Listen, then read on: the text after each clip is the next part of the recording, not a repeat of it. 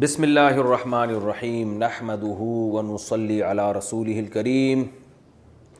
آج ہم انشاءاللہ ایک نئی سورت شروع کر رہے ہیں جو قرآن مجید کی دوسری طویل ترین سورت ہے، اور اس سورت کا نام ہے آل عمران، کیونکہ اس میں حضرت عمران لیکن اہل کتاب میں جو نصارہ ہیں ان کا تذکرہ اس میں زیادہ ہوگا، کیونکہ اس سورت کی ابتدا جو ہے وہ عیسائیوں سے ایک مناظرہ تھا، ایک بحث و مباحثہ تھا، اس کے جواب میں یہ سورت نازل ہوئی ہے۔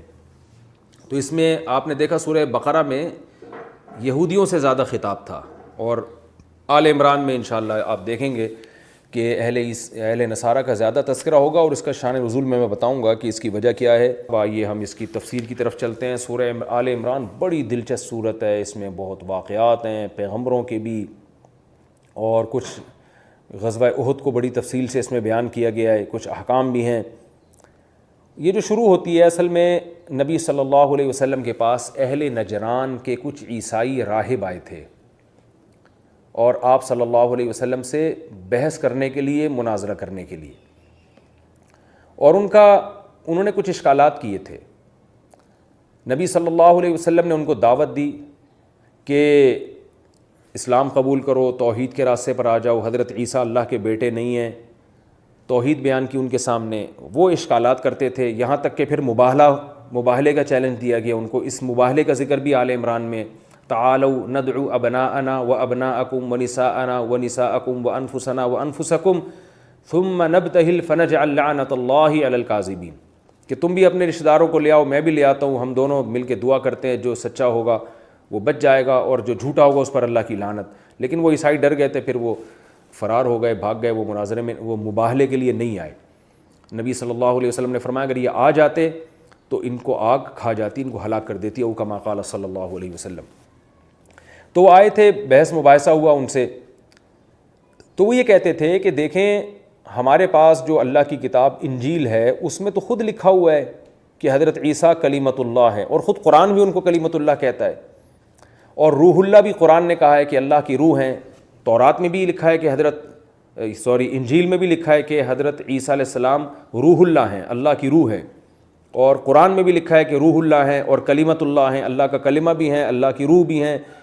اور بعض حضرات کا یہ بھی دعویٰ تھا، بعض روایتوں میں آتا ہے کہ ابن اللہ کا لفظ بھی وہاں لکھا ہوا ہے انجیل میں، ابن اللہ، ابن کہتے ہیں بیٹے کو، اللہ کے بیٹے۔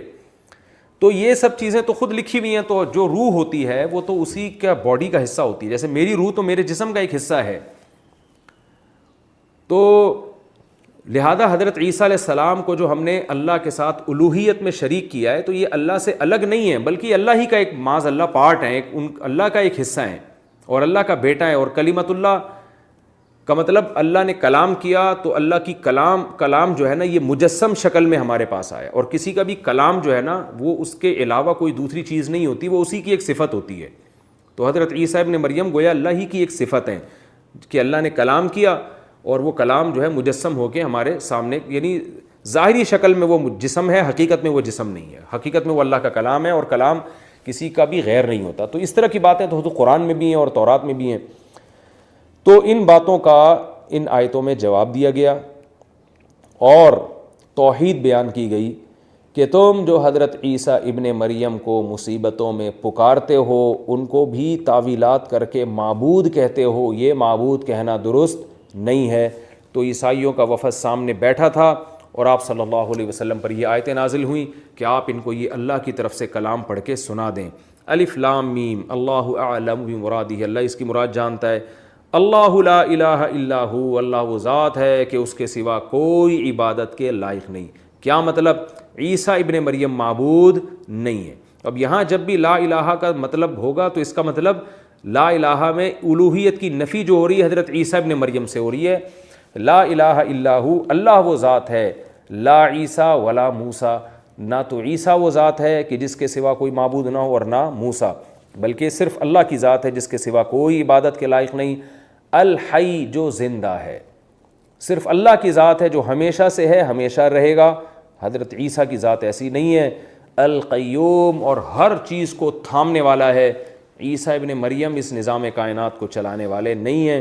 نزل علیک الکتاب بالحق، اللہ وہ ذات ہے جس نے اے محمد صلی اللہ علیہ وسلم آپ پر کتاب کو حق کے ساتھ نازل کیا، اس کتاب میں کوئی کجی نہیں ہے، مصدقاً، اور یہ کتاب تصدیق کرتی ہے لما بین یدیہ، ان کتابوں کی بھی جو اس سے پہلے ہیں۔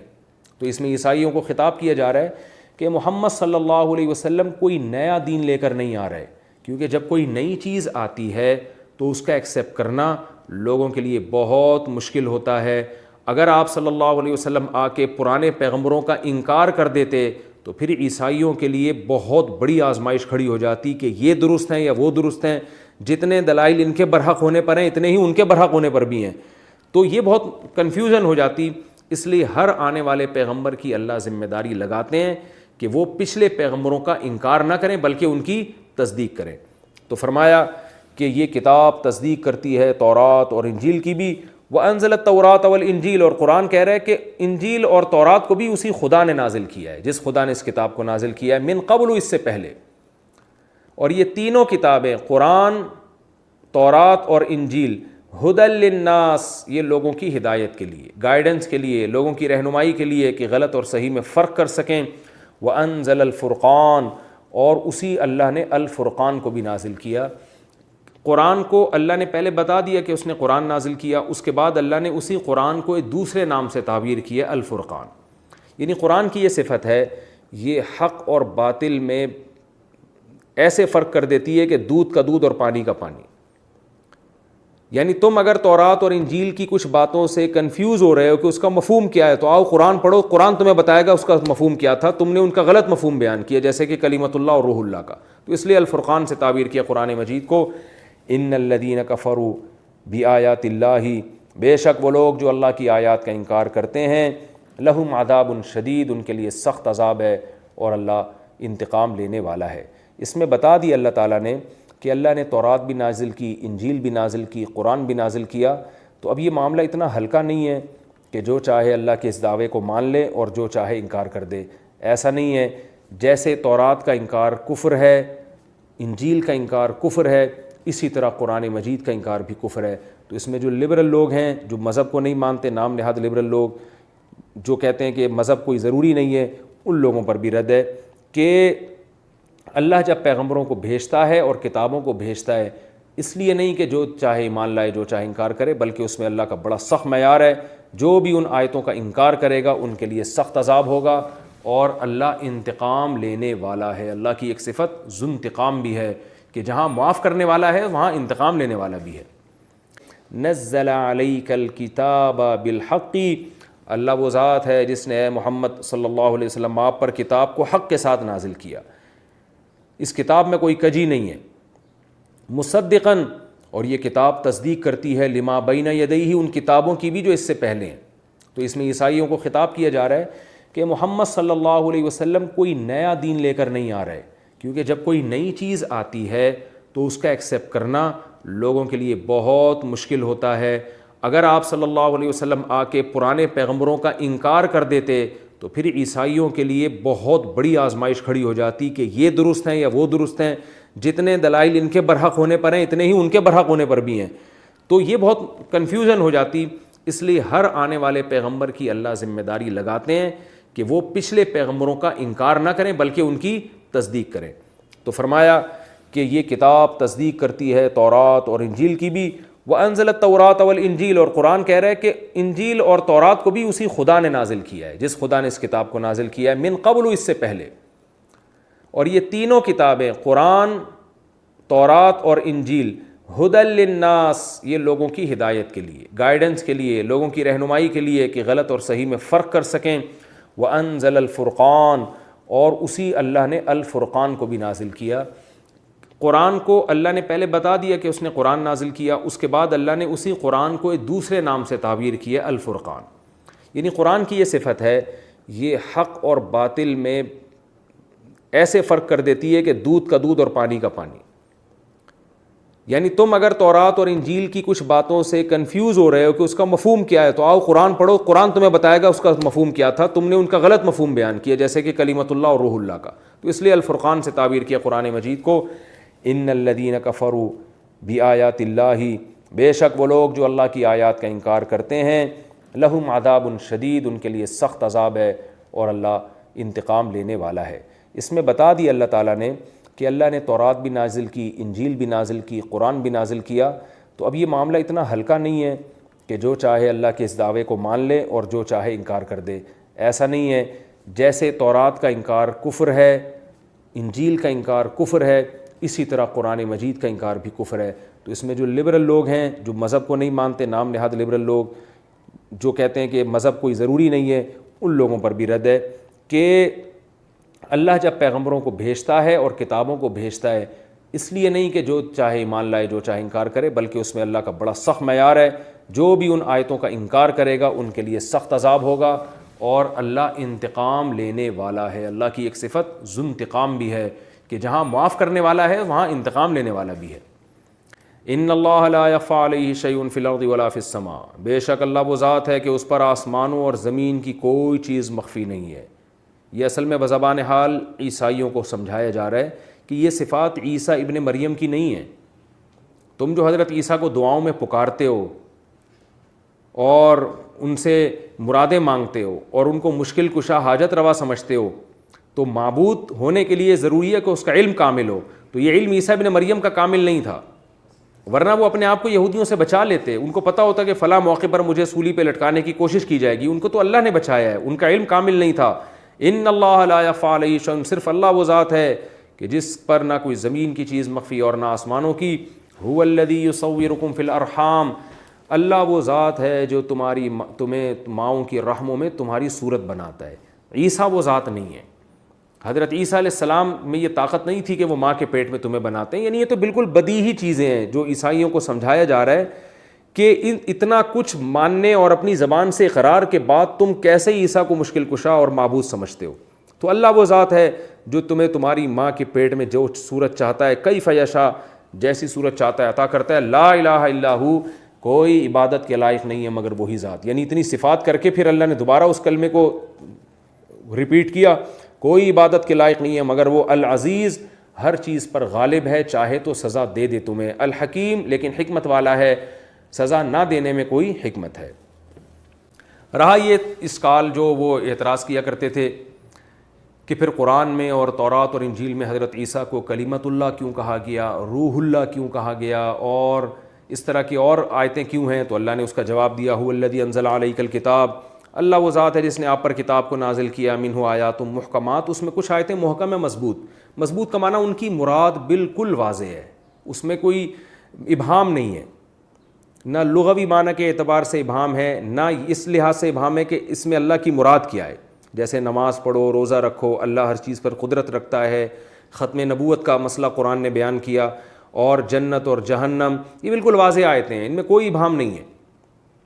اللہ کے فرشتے بھی ہیں اور جنات بھی ہیں، اور شیطان کا جو انکار کیا اس نے آدم علیہ السلام کے سجدے سے، پھر اس کو جنت سے نکالا گیا، آدم علیہ السلام کو جنت سے نکالا گیا اور شیطان کو ہمیشہ کے لیے دھتکار دی۔ یہ جو آیتیں ہیں، یہ نماز کا حکم، زکوٰۃ کا حکم، والدین کے ساتھ حسن سلوک کا حکم، اور عورت کا مال کھانے پر پابندی، اور یتیموں کا مال کھانے پر پابندی، اور تجارت حلال طریقے سے کرو، حرام مت کھاؤ، یہ ساری آیتیں بہت واضح ہیں۔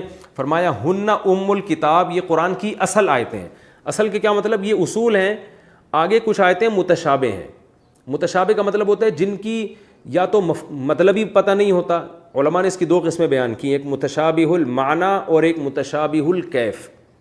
معنی کا مطلب یہ کہ جس کا لفظی ترجمہ ہی نہیں پتہ ہمیں، جیسے الف لام میم اور حا میم عین سین قاف اور نون، یہ آیتیں جن کو حروف مقطعات کہا جاتا ہے، ان کا تو اصل مفہوم ہی نہیں پتہ ہے کہ اس کا مطلب کیا ہے، یہ بھی متشابہات میں۔ اور کچھ ایسی ہیں جن کا لغوی مطلب تو ہمیں پتہ ہے، لیکن ان سے اللہ کی پوری مراد کیا ہے، ان کی کیفیت کیا ہے، وہ ہمیں معلوم نہیں ہے۔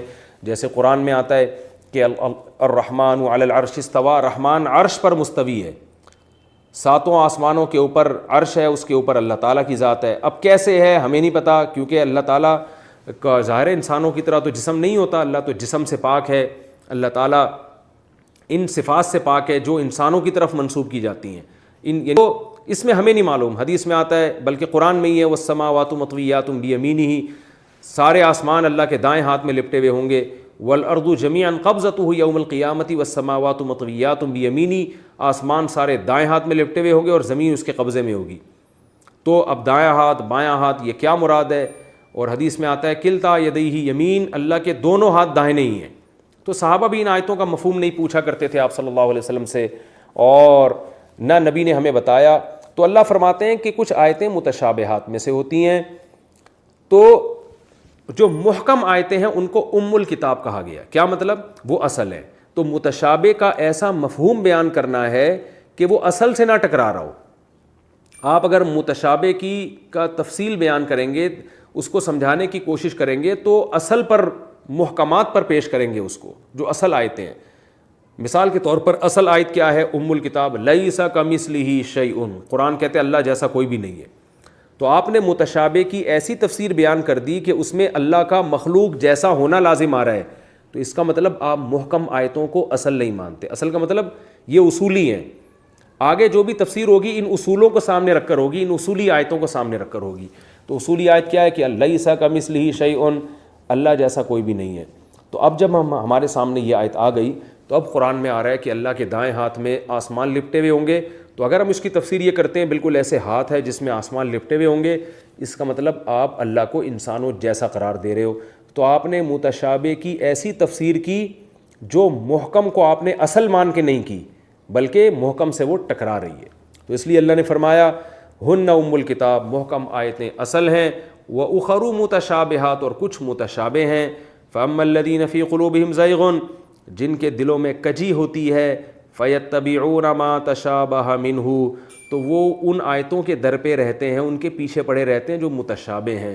مقصد ان کا کیا ہوتا ہے؟ ابتغاء الفتنہ، فتنے کی تلاش، وابتغاء تأویلی، اور اس کی تفسیر کی تلاش. یعنی مراد غلط تفسیر، غلط مفہوم کی تلاش میں، جو ایسا مفہوم جو محکم سے ٹکرا رہا ہو.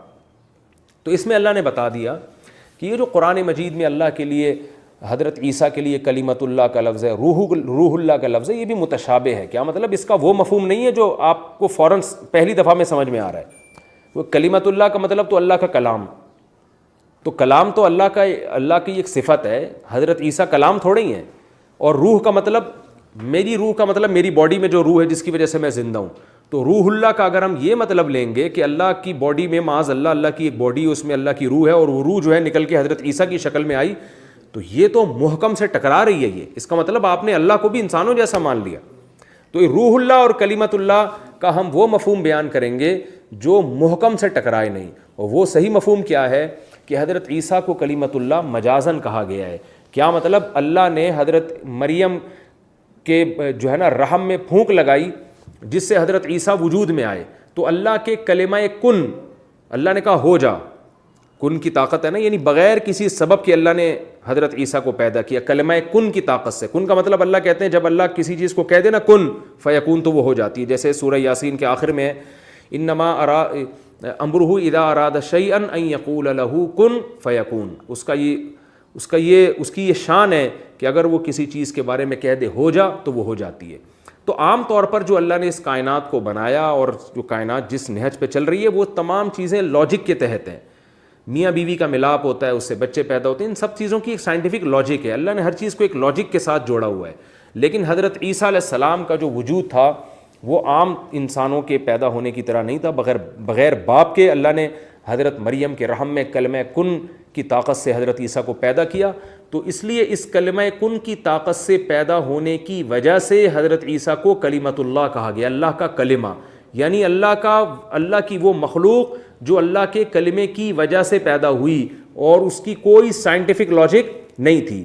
تو یہ کلمہ کن کی طاقت سے پیدا ہونے کی وجہ سے اللہ نے حضرت عیسیٰ کو کلمۃ اللہ کہا کہ کیا اعزاز دیا، ان کو ایک شرف بخشا، ان کو ایک لقب عطا فرمایا ہے. اسی طرح روح اللہ بھی اسی معنی میں کہا گیا کہ اللہ کی روح، یعنی وہ روح جس کا ظاہری سبب کوئی نہ ہو، یعنی وہ زندگی، وہ حیات جس میں حیات کا کوئی سائنٹیفک سبب نہ ہو، بلکہ اس حیات کی وجہ محض اللہ کی ذات ہو، یعنی محض اللہ کی قدرت ہو. دیکھیں ہر چیز اللہ کی قدرت سے ہوتی ہے لیکن اس کی ایک سائنٹیفک لاجک بھی ہوتی ہے. اللہ نے ہر چیز کو اسباب کے ساتھ جوڑا ہوا ہے. مگر حضرت عیسیٰ ایک ایسی روح ہیں، ایک ایسی زندگی ہے، روح کا مطلب حیات، ایک ایسی حیات ہیں جس میں کوئی سائنسی اسباب کا دخل نہیں، بلکہ وہ براہ راست اللہ کی وجہ سے پیدا ہوئے ہیں، اللہ کی طاقت سے پیدا ہوئے ہیں. اور اس میں کوئی ظاہری سبب نہیں تھا، تو اس لیے ان کو اللہ کی روح کہا گیا، یعنی وہ روح جو صرف اللہ کی وجہ سے ہو، صرف اللہ کے کلمے سے ہے اس لیے کلمت اللہ کہا گیا، صرف اللہ کی وجہ سے ہے اس لیے اللہ کی روح کہا گیا۔ تو یہ متشابہ کا ہم وہ مفہوم بیان کریں گے جو محکم سے نہ ٹکرا رہا ہو۔ اسی طرح اگر انجیل میں یا تورات میں حضرت عیسیٰ کی پیشگوئی ابن اللہ کی صورت میں ہے، تو ابن اللہ سے یہاں مراد اللہ کا بیٹا نہیں ہے، بلکہ اپنے محبوب کو بھی بیٹے سے تعبیر کر دیا جاتا ہے۔ آپ اپنی اسی بڑے عمر کے آدمی کو بھی بعض دفعہ بیٹا کہہ دیتے ہیں، جیسے یعنی ایسی محبت جیسے باپ کو بیٹوں سے ہوتی ہے۔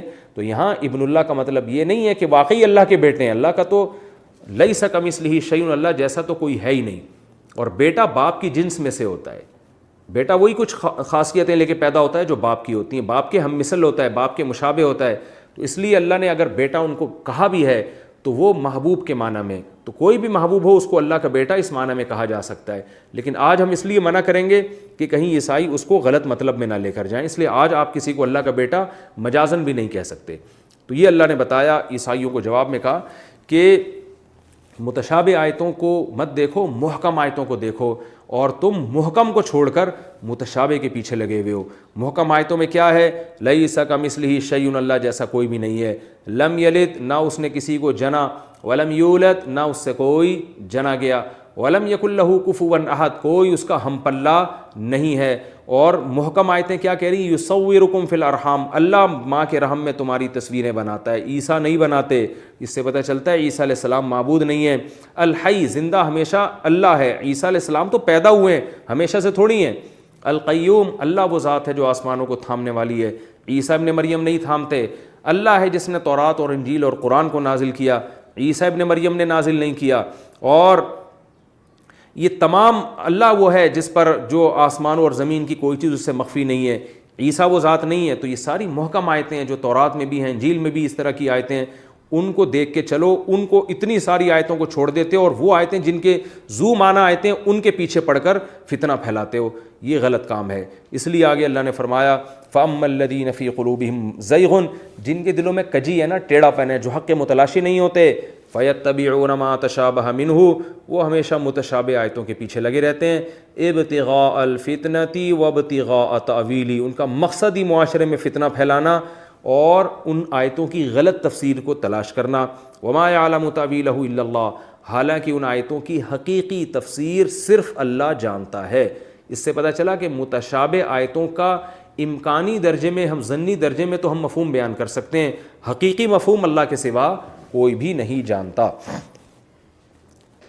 والراسخون فی العلم یقولون آمنا بہ، فرمایا جو راسخ فی العلم لوگ ہیں نا، وہ کیا کہتے ہیں؟ ہم ایمان لے آئے۔ یعنی ہم متشابہ آیتوں کا جو مفہوم ہے بس اللہ ہی بہتر جانتا ہے، ہم زیادہ اس کی گہرائی میں نہیں جانتے۔ عجیب بات ہے، حالانکہ دیکھیں جن کا علم کم ہے وہ ان آیتوں کے پیچھے لگتے ہیں، حالانکہ ان کے پاس نالج کم ہے، لیکن جن کے پاس نالج زیادہ ہے ان کو تو اور لگنا چاہیے، لیکن اللہ کیا فرماتے ہیں؟ وہ نہیں لگتے۔ وہ کیا کہتے ہیں؟ یقولون آمنا بہ، ہم سب پر ایمان لاتے ہیں، یعنی اجمالی ایمان، بھئی سب کل من عند ربنا، سب ہمارے رب کی طرف سے ہے۔ یعنی کسی ایک آیت کی وجہ سے ایسا نہیں ہوتا دوسری آیتوں کا انکار کرنا شروع کر دیں، یا قرآن ہی کا انکار کر دیں کہ یہ اللہ کیسی باتیں کر رہا ہے۔ جیسے کل ایک صاحب نے مجھ سے پوچھا کہ قرآن میں آتا ہے سنفرغ لکم ایھا الثقلان کل یوم ھو فی شأن، سورہ رحمان میں، کہ اللہ ہر دن ایک حالت میں ہے، کسی نہ کسی کام میں اللہ لگا ہوا ہے، اور اے جنات اور انسانوں ہم عنقریب تمہارے لیے فارغ ہونے والے ہیں، یعنی تمام کاموں سے ہم فراغت حاصل کر کے تمہارا حساب لینے والے ہیں۔ تو وہ صاحب مجھ سے پوچھنے تھے کہ بھائی یہ اللہ کو ہمارا حساب لینے کے لیے فارغ ہونے کی کیا ضرورت ہے؟ اللہ تو ایٹ اے ٹائم سارے کام کر سکتے ہیں۔ تو میں نے ان سے کہا، میں نے کہا بھائی اللہ ہم سے ہماری زبان میں بات کرتے ہیں۔ جب آپ بہت بڑے ہوتے ہیں تو سامنے والے کے لیول پہ آ کے آپ کو بات کرنی ہوتی ہے جس سے بات آپ کی سمجھ میں آئے گی۔ تو اللہ نے ہم سے ہمارے حساب سے سمجھایا ہے، کیونکہ اللہ بہت سارے کاموں میں لگے ہوئے ہیں، کسی کی شان بڑھا رہے ہیں، کسی کی شان گھٹا رہے ہیں، کسی کا رزق تنگ کر رہے ہیں، کسی کا رزق بڑھا رہے ہیں۔ تو اس سے ایک انسان کو وہم ہو سکتا تھا پتہ نہیں حساب و کتاب ہمارا صحیح طرح سے ہوگا بھی کہ نہیں ہوگا۔ تو اللہ نے ہمیں تسلی دے دی، فکر نہ کرو، جب تمہارا حساب و کتاب ہوگا یہ ساری فائلیں لپیٹ چکا ہوں گا، بالکل فارغ بیٹھا ہوں گا تمہارے لیے، حالانکہ اللہ کو ضرورت نہیں ہے۔ تو یہ بھی متشابہ آیتیں ہیں کہ اللہ ہم سے ہماری زبان میں بات کر رہے ہیں۔ اب اس متشابہ کو بھی ہم محکم کی روشنی میں حل کریں گے، وہ یہی ہے کہ بھئی اللہ ہم سے ہماری زبان میں بات کرتے ہیں, ہم سے ہمارے لب و لہجے میں بات کرتے ہیں, یعنی جو ہمارے محاورے ہیں ان میں بات کرتے ہیں. اگر اللہ بالکل اس طرح سے بات کرنا شروع کر دے تو ہماری مینٹل اپروچ سے اوپر ہو جائے گا, جو اللہ کی شان ہے, اگر اس طرح سے بات کرے ہم سے تو. لیکن اس آیت کا اگر آپ یہ مفہوم بیان کرتے ہیں کہ نہیں بھائی اللہ کو تو واقعی ضرورت ہے, وہ ایک وقت میں بہت سارے کام نہیں کر سکتا, اس کو تو فارغ ہونا پڑے گا, تو آپ کیا مطلب ہوا, اللہ کو انسانوں پر قیاس کر رہے ہیں. اور جو محکم آیت ہے نا, لیس کمثلہ شیء, کہ اللہ جیسا کوئی بھی نہیں ہے, آپ اس محکم آیت کی روشنی میں متشابہ کو حل نہیں کر رہے بلکہ اس محکم کے اگینسٹ چل رہے ہیں آپ. تو اس لیے قرآن میں جہاں بھی اس طرح کی آیتیں آئیں گی ان کو محکمات کو سامنے رکھ کر ان کا مفہوم بیان کیا جائے گا, اور ان آیتوں کو ایک اجمالی طور پر ان کی تفسیر بیان کی جائے گی, بہت زیادہ گہرائی میں نہیں جایا جائے گا. جو متشابہ آیتیں ہیں, بہت زیادہ ان آیتوں کی گہرائی میں جو لوگ گھستے ہیں, اللہ نے ان کے بارے میں بتا دیا کہ یہ معاشرے میں اصلاح نہیں چاہتے بلکہ یہ فتنہ پرست لوگ ہیں. تو اس لیے اللہ نے فرمایا جو علم میں پختہ لوگ ہیں وہ کہتے ہیں آمنا بہ کل من عند ربنا, سب ہمارے رب کی طرف سے, وما یذکر الا اولو الالباب. اللہ فرماتے ہیں لیکن نصیحت صرف عقل مندوں کو حاصل ہوتی ہے, بے وقوف لوگ پھر بھی تفتیش میں گھسے رہیں گے اور اللہ کی آیتوں پر عمل نہیں کریں گے. اللہ نے فرمایا کہ جو راسخین فی العلم ہیں وہ یہ بھی دعا کرتے ہیں کہ اللہ اس قسم کے جو معاشرے میں فتنہ پرست لوگ ہیں نا, جو مذہب میں اس طرح کجی تلاش کرتے ہیں اور گہرائی میں گھس گھس کے عیب تلاش کرتے ہیں, ایسا نہ ہو کہ ہم ان سے متاثر ہو جائیں اور ہمارا ایمان بھی خطرے میں پڑ جائے. لہذا وہ دعا مانگتے ہیں, ربنا, اے ہمارے رب, لا تزغ قلوبنا, ہمارے دلوں میں کو ٹیڑھا مت کیجیے گا, بعد اذ ہدیتنا, بعد اس کے کہ آپ نے ہمیں ہدایت دے دی. یعنی ایک دفعہ ہمیں ایمان کی توفیق مل گئی ہے تو یہ جو پروپیگنڈے والے لوگ ہیں وسوسے ڈالتے ہیں قرآن و سنت کے بارے میں, ایسا نہ ہو کہ ان کے وسوسوں سے متاثر ہو کر ہم ایمان سے ہاتھ دھو بیٹھیں, نہ ادھر کے رہیں نہ ادھر کے رہیں. تو اے اللہ ہمارے دلوں کو تو مضبوطی سے تھام لے, وَهَبْ لَنَا مِن لَّدُنْكَ رَحْمَةً, اور صرف یہ نہیں کہ ہدایت پر قائم رکھ بلکہ ہمیں اپنی طرف سے اضافی رحمت بھی دے, یعنی اور مضبوطی سے ہدایت پر اور ایمان میں ترقی عطا فرما. اِنَّكَ أَنْتَ الْوَهَّابُ, بے شک تو بہت زیادہ عطا کرنے والا ہے. ربنا انک جامع الناس لیوم لا ریب فیہ, اے اللہ ہمارا آخرت پر ایمان ہے. آج اگر ہم ان کی باتوں میں وسوسوں میں آ کے قرآن کا انکار کر دیں یا عیسائیوں کی باتیں میں آ کے ہم عیسیٰ کو اللہ کا بیٹا کہنا شروع کر دیں ان کے پروپیگنڈے سے متاثر ہو کر, تو ہمیں پتہ ہے ایک دن قیامت آئے گی تو ہم سے حساب لے گا. تو ہم اپنی زبان سے اس حساب کا اقرار کر رہے ہیں اور تجھ سے دعا کر رہے ہیں کہ ہمیں تو سیدھے راستے پر رکھ, کیونکہ اگر سیدھا راستہ نہیں ملا تو آخرت میں ہمارا ٹھکانہ اچھا نہیں ہوگا. ربنا, اے ہمارے رب, انک جامع الناس, بے شک تو لوگوں کو جمع کرنے والا ہے, لیومن, ایک ایسے دن, لا ریب فیہ, جس کے واقع ہونے میں کوئی شبہ نہیں ہے. ان اللہ لا یخلف المیعاد, اللہ فرماتے ہیں واقعی اللہ اپنے وعدے کی خلاف ورزی نہیں کرتا, اللہ انسانوں کو ایک دن جمع کرے گا. میں مختصراً اس سے ملنے والے اسباق نمبر وار بیان کرتا ہوں. سب سے پہلے تو عقیدہ توحید, کہ عیسائیوں نے حضرت عیسیٰ کو قرآن اور تورات کی آیتوں کی غلط تفسیریں بیان کر کے اللہ کا بیٹا بنا دیا, معبود بنا دیا. آپ بتائیے کیا آج بہت سے مسلمان یہ کام محمد الرسول اللہ صلی اللہ علیہ وسلم کے ساتھ نہیں کر رہے؟ قرآن کی آیتوں کو توڑ موڑ کے متشابہ آیتوں کا کبھی مفہوم بیان کبھی لے لیں گے اور کبھی کوئی حدیث لے لیں گے, اس کے ظاہر کو دیکھیں گے, تو وہ بھی یہی کام کر رہے ہیں جو عیسائیوں نے کیا تھا. ایک صاحب کہنے لگے, میں نے کہا کہ قرآن میں آتا ہے انما انا بشر مثلکم, کہ اے نبی آپ ان سے کہہ دیجئے میں تمہاری طرح کا بشر ہوں, انسان ہوں. تو ان کی جرت دیکھیں, وہ کہتے ہیں ان ماں کا مطلب ہے, ان کا معنی بے شک, ماں کا مطلب نہیں, انا بشر مثلکم, بے شک نہیں ہوں میں بشر تمہاری طرح کا. اب آپ بتائیں کس قدر جرت اور دلیری کی بات ہے نا, قرآن کو کیسا غلط. تو اس سے پتہ چلتا ہے کہ جتنے اہل باطل ہیں نا وہ بھی حوالے قرآن و سنت ہی کے دے رہے ہوتے ہیں, مگر قرآن و سنت کی وہ تفسیر بیان کر رہے ہوتے ہیں جو دوسری آیتوں سے ٹکرا رہی ہوتی ہے. جیسے میں نے کہا تھا کہ منکرین حدیث کہتے ہیں کہ قرآن میں آتا ہے لا نفرق بین احد من رسلی, کہ ہم پیغمبروں میں فرق نہیں کرتے. پھر ہم سے آ کے کہتے تم تو کہتے ہو کہ محمد صلی اللہ علیہ وسلم کا مقام سب سے اونچا ہے, قرآن کہہ رہے ہیں ہم پیغمبروں میں فرق نہیں کرتے. تو بھائی قرآن یہ بھی تو کہہ رہا ہے کہ پیغمبروں میں ہم نے ایک دوسرے پر دوسرے پیغمبروں کو فضیلت دی ہے. تو پتہ یہ چلا کہ اس آیت کا مطلب, فرق کرنے کا مطلب یہاں یہ نہیں ہے کہ فضیلت نہیں بیان کرتے, بلکہ مطلب یہ ہے کہ ایسا فرق کہ کسی پر ایمان لائیں ایمان نہ لائیں, یہ فرق نہیں کرتے, ایمان لانے اور نہ لانے میں فرق نہیں کرتے. تو آج ہر اہل باطل کا کام یہ ہوتا ہے کہ چند آیتوں کو لے لیا جاتا ہے, اور دوسری آیتوں اور احادیث کا انکار کر دیا جاتا ہے. یہ کام اہل باطل بہت کر رہے ہیں, اور یہ فروعی مسائل میں بھی ہو رہا ہے. یہ کام فروعی مسائل میں آپ کو وہ حدیث تو پتہ ہے جس میں امام کے پیچھے فاتحہ پڑھنے کا حکم ہے, وہ حدیث نہیں پتہ جس میں امام کے پیچھے ہر طرح کی قراءت سے روکا گیا ہے. تو کیا ہوتا ہے, ایک حدیث ہوتی ہے لہذا دوسرے فقہا سے بدگمان کیا جا رہا ہوتا ہے, اور دوسرے والے یہی کام کر رہے ہوتے ہیں, وہ ایک حدیث کو دیکھ کر اپنے جو خلاف فقہا ہیں ان کے انکار کر رہے ہوتے ہیں. دیکھا ہوگا آپ نے ہمارے ہاں ایک اتحاد امت کے نام پہ فرقہ پرستی کا ایک ٹھیک ٹھاک طریقے سے فرقہ پرستی پھیلائی جا رہی ہے, فقہا سے بدگمان کیا جا رہا ہے, اس لیے کہ ایک آیت کو لیا جا رہا ہے دوسری کو چھوڑا جا رہا ہے, ایک حدیث کو لیا جا رہا ہے دوسری کا انکار کیا جا رہا ہے. تو امام کے پیچھے فاتحہ پڑھنے کی بھی حدیثیں نہ پڑھنے کی بھی حدیثیں, بعض فقہا نے اس کو لے لیا اس میں تعویل کی, بعض نے اس کو لے لیا اس میں تعویل کی, تو دونوں ٹھیک ہیں. لیکن یہ یہود و نصارہ کی خصلت تھی کہ چند کو لے کے باقیوں پر جو ہے نا وہ فتوے تھوپنا شروع کر دینا. تو خاص طور پر عقیدے کے معاملے میں بہت زیادہ زیادتی ہو رہی ہے. آج جو ہمارے یہاں شرک پھیلا ہوا ہے, آپ صلی اللہ علیہ وسلم کی ذات کو بعض لوگوں نے اتنا بڑھایا ہے کہ مشکل کشا بھی کہہ دیا, حاجت روا بھی کہہ دیا. تو یاد رکھیں قرآن کی وہ آیتیں, وہ احادیث جن سے یہ پتہ چلتا ہے کہ آپ صلی اللہ علیہ وسلم کو اللہ نے ہر طرح کا علم دیا تھا, ان آیتوں کو ان آیتوں پہ پیش کیا جائے گا جن میں آتا ہے کہ حقیقی علم, سارا علم صرف اللہ کے پاس ہے. تو نبی کو ہر طرح کا علم جو دیا گیا ہے وہ دینیات سے متعلق, ضرورات دین سے متعلق. جیسے سلیمان علیہ السلام کے بارے میں آتا ہے کہ ہم کو اللہ نے ان کو ہر چیز دی تھی. اب بعض لوگ یہاں بھی یہ کہتے ہیں سلیمان علیہ السلام کو جب ہر چیز مل سکتی ہے تو وہ جب مشکل کشا ہو سکتے ہیں تو محمد صلی اللہ علیہ وسلم کیوں نہیں ہو سکتے؟ تو بھائی ہر چیز پر قدرت صرف اللہ کو ہے. تو یہاں مفہوم یہ ہے کہ حکومت چلانے کے لیے جو بیسک اور بنیادی چیزیں ہوتی ہیں وہ تمام چیزیں اللہ نے سلیمان علیہ السلام کو بھی دی تھیں اور ملکہ سبا کو بھی دی تھیں. تو اہل باطل کی عادت ہوتی ہے کہ متشابہ کے پیچھے لگتے ہیں اور محکمات کو چھوڑ دیتے ہیں. دوسرا علمی نقطے کی بات ہمیں یہ بھی پتہ چلتی ہے کہ قرآن نے یہ کہا ہے کہ راسخین فی العلم متشابہ کے پیچھے نہیں پڑتے. آج ایک مسئلہ ہمارے ساتھ یہ ہے کہ آج یہ استوا علی العرش کہ اللہ عرش پر ہے, اللہ کا ہاتھ ہے, ان مسائل کو بھی بہت زیادہ ممبروں سے بیان کیا جا رہا ہے. تو قرآن ان مسائل میں زیادہ غور و خوض سے منع کر رہا ہے. اس بارے میں اعتدال کی رائے یہی ہے کہ اسلاف کا یہ مذہب تھا کہ قرآن میں اللہ کے لیے جو ہاتھ اور عرش اور استوا کا معنی ہے ان کو اپنی اصل پہ رکھا جائے گا, لیکن کیفیت کو بیان نہیں کیا جائے گا. جیسے امام مالک سے منقول ہے الاستواء معلوم, کہ استوا کا تو لفظی ترجمہ معلوم ہے کہ بھئی عرش پر بیٹھنا, مستوی ہونا, قرار پکڑنا, لیکن اس کی کیفیت کیا ہے یہ مجہول ہے. والسؤال عنہ بدعہ, اور اس طرح کی چیزوں میں بحث مباحثہ کرنا, تفتیش کرنا یہ بدعت ہے. یہ امام مالک کا قول ہے.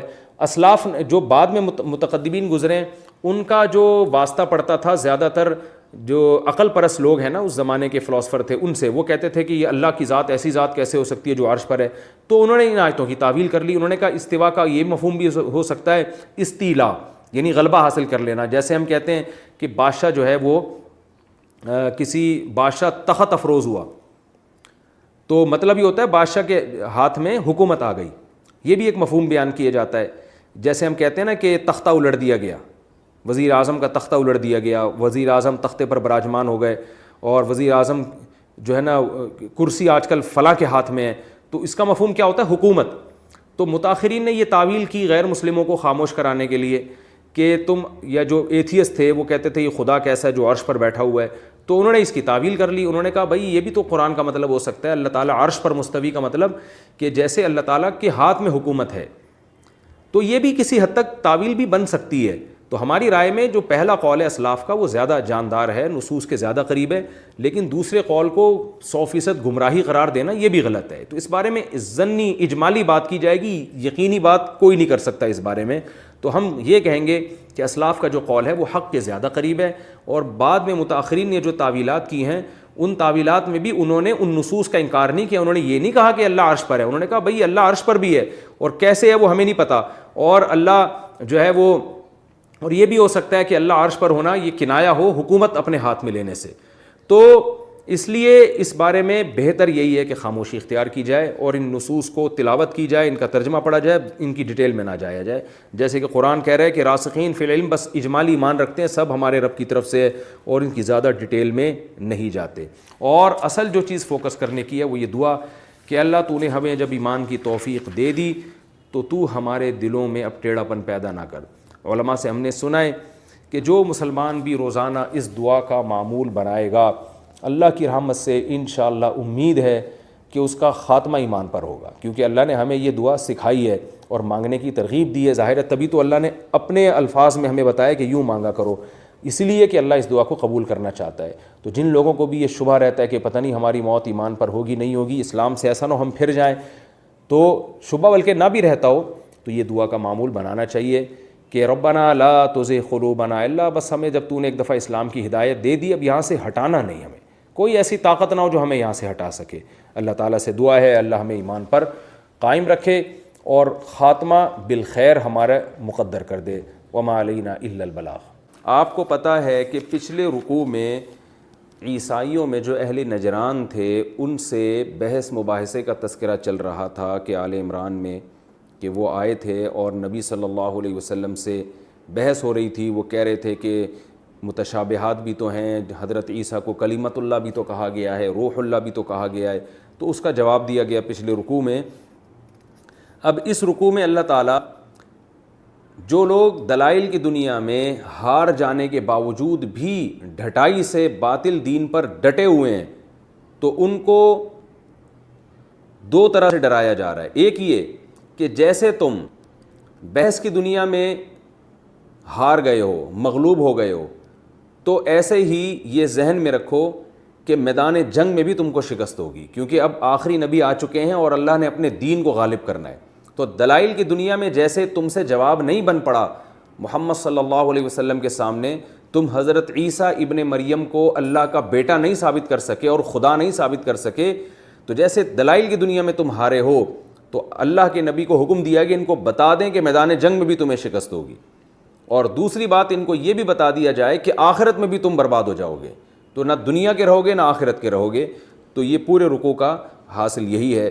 اس لیے اللہ نے فرمایا ان الذین کفروا، بے شک جو لوگ کافر ہیں، مراد اس سے عام طور پر جو اہل کتاب تھے جو نبی کے پاس آئے تھے ان کو بتا دیجئے لن تغنی عنہم اموالہم ولا اولادہم من اللہ شیئا، کہ تمہیں تمہارے مال اور تمہاری اولاد ذرہ برابر بھی اللہ سے کام نہیں آئیں گی۔ جب تک اپنا عقیدہ درست نہیں کر لیتے اور دین برحق کو قبول نہیں کر لیتے تو اپنے مال اور اپنی اولاد پہ فخر کا کوئی فائدہ نہیں ہے۔ وَأُولَٰئِكَ هُمْ وَقُودُ النَّارِ، یہ وہ لوگ ہیں جو آگ کا ایندھن ہیں۔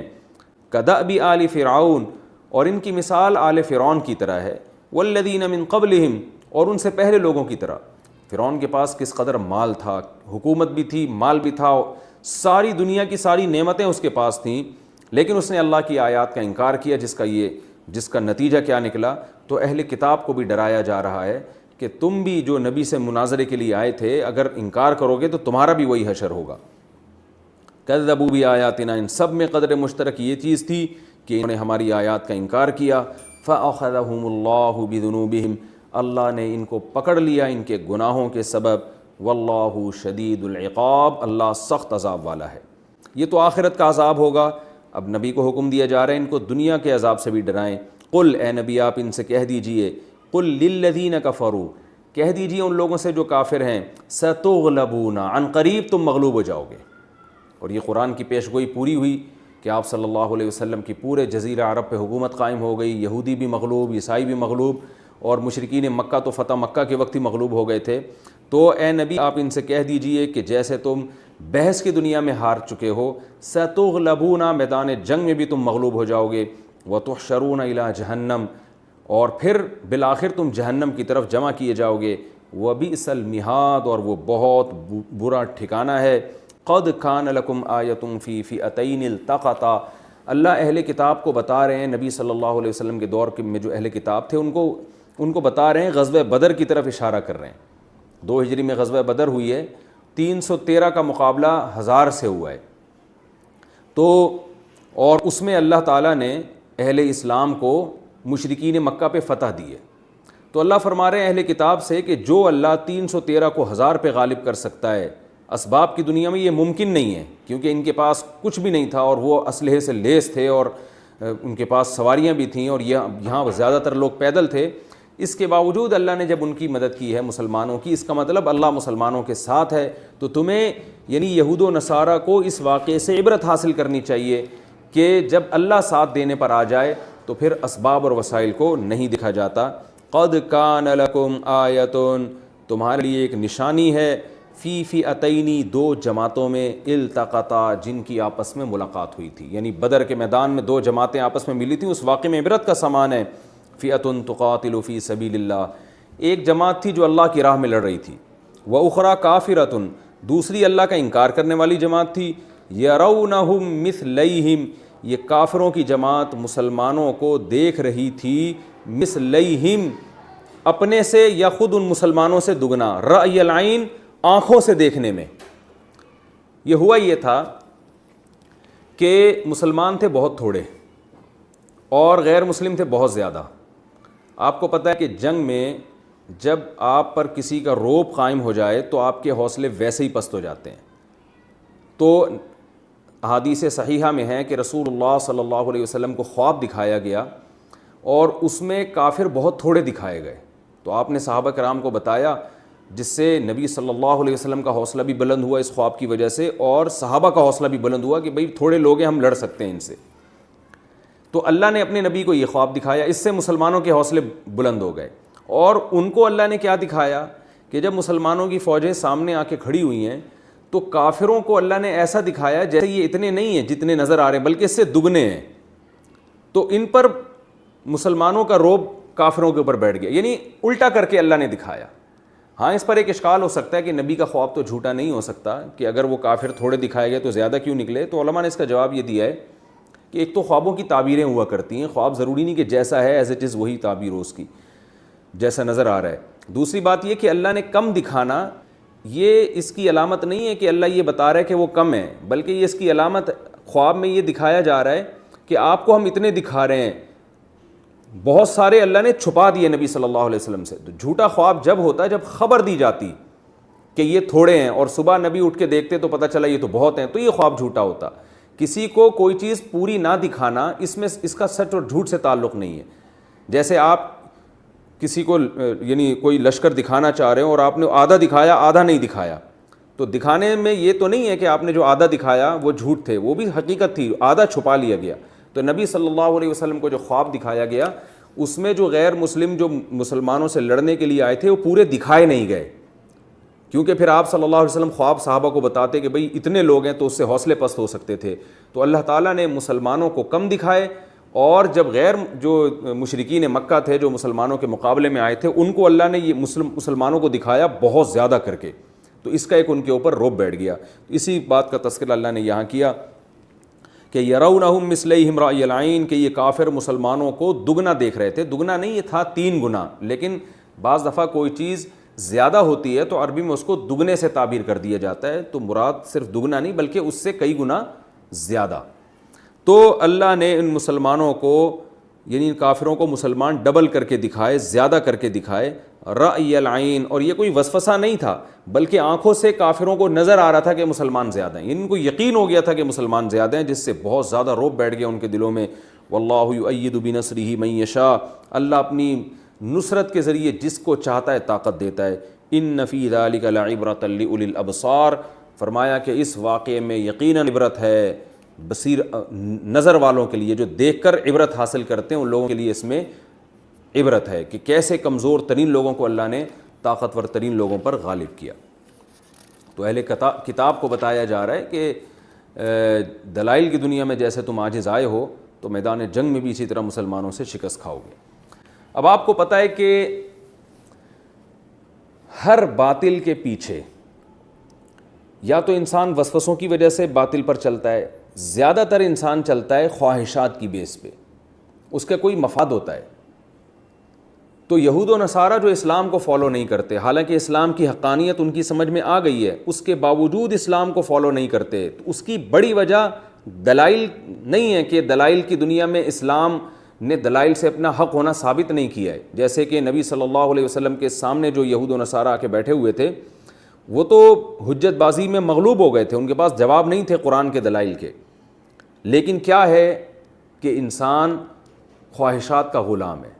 تو اسی کا تذکرہ اللہ نے قرآن مجید میں کیا کہ خواہشات کی غلامی کی وجہ سے تم حق پر نہیں آتے، ہم تمہیں ایک ایسا راستہ بتاتے ہیں کہ دنیا کی خواہشات جس کی وجہ سے تم باطل پر چلتے ہو، تو آج اللہ کی خاطر ان خواہشات کو قربان کر دو گے تو اللہ کل جنت کی صورت میں تمہیں اس سے بہتر عطا کرے گا۔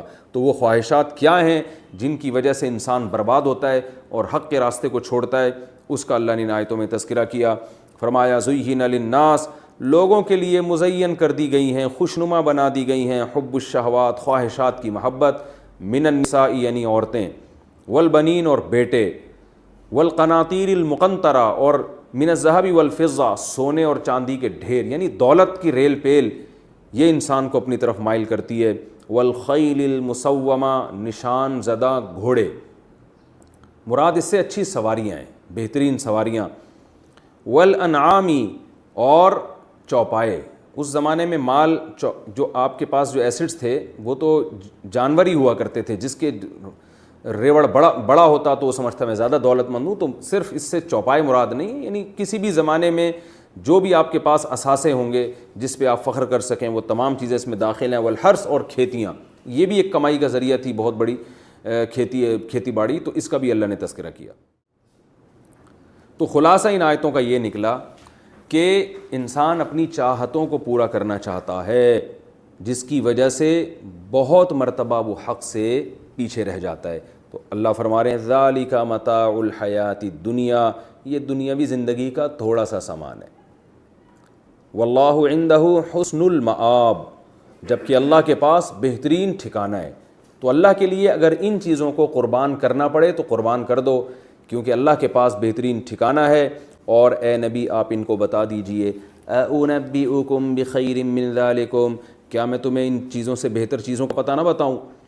لِلَّذِينَ اتَّقَوْا، وہ لوگ جو تقوی اختیار کرتے ہیں، گناہوں سے بچتے ہیں، عقیدے کی بھی اصلاح کرتے ہیں، اعمال کی بھی اصلاح کرتے ہیں، تو ان کے پاس، ان کے رب کے نزدیک، جنات تجری من تحتها الانہار، باغات ہیں جن کے نیچے نہریں بہتی ہیں، خالدین فیہا، ہمیشہ اس میں رہیں گے۔ یہ دنیا کی نعمتیں تو ختم ہونے والی ہیں، وہ ہمیشہ رہیں گی۔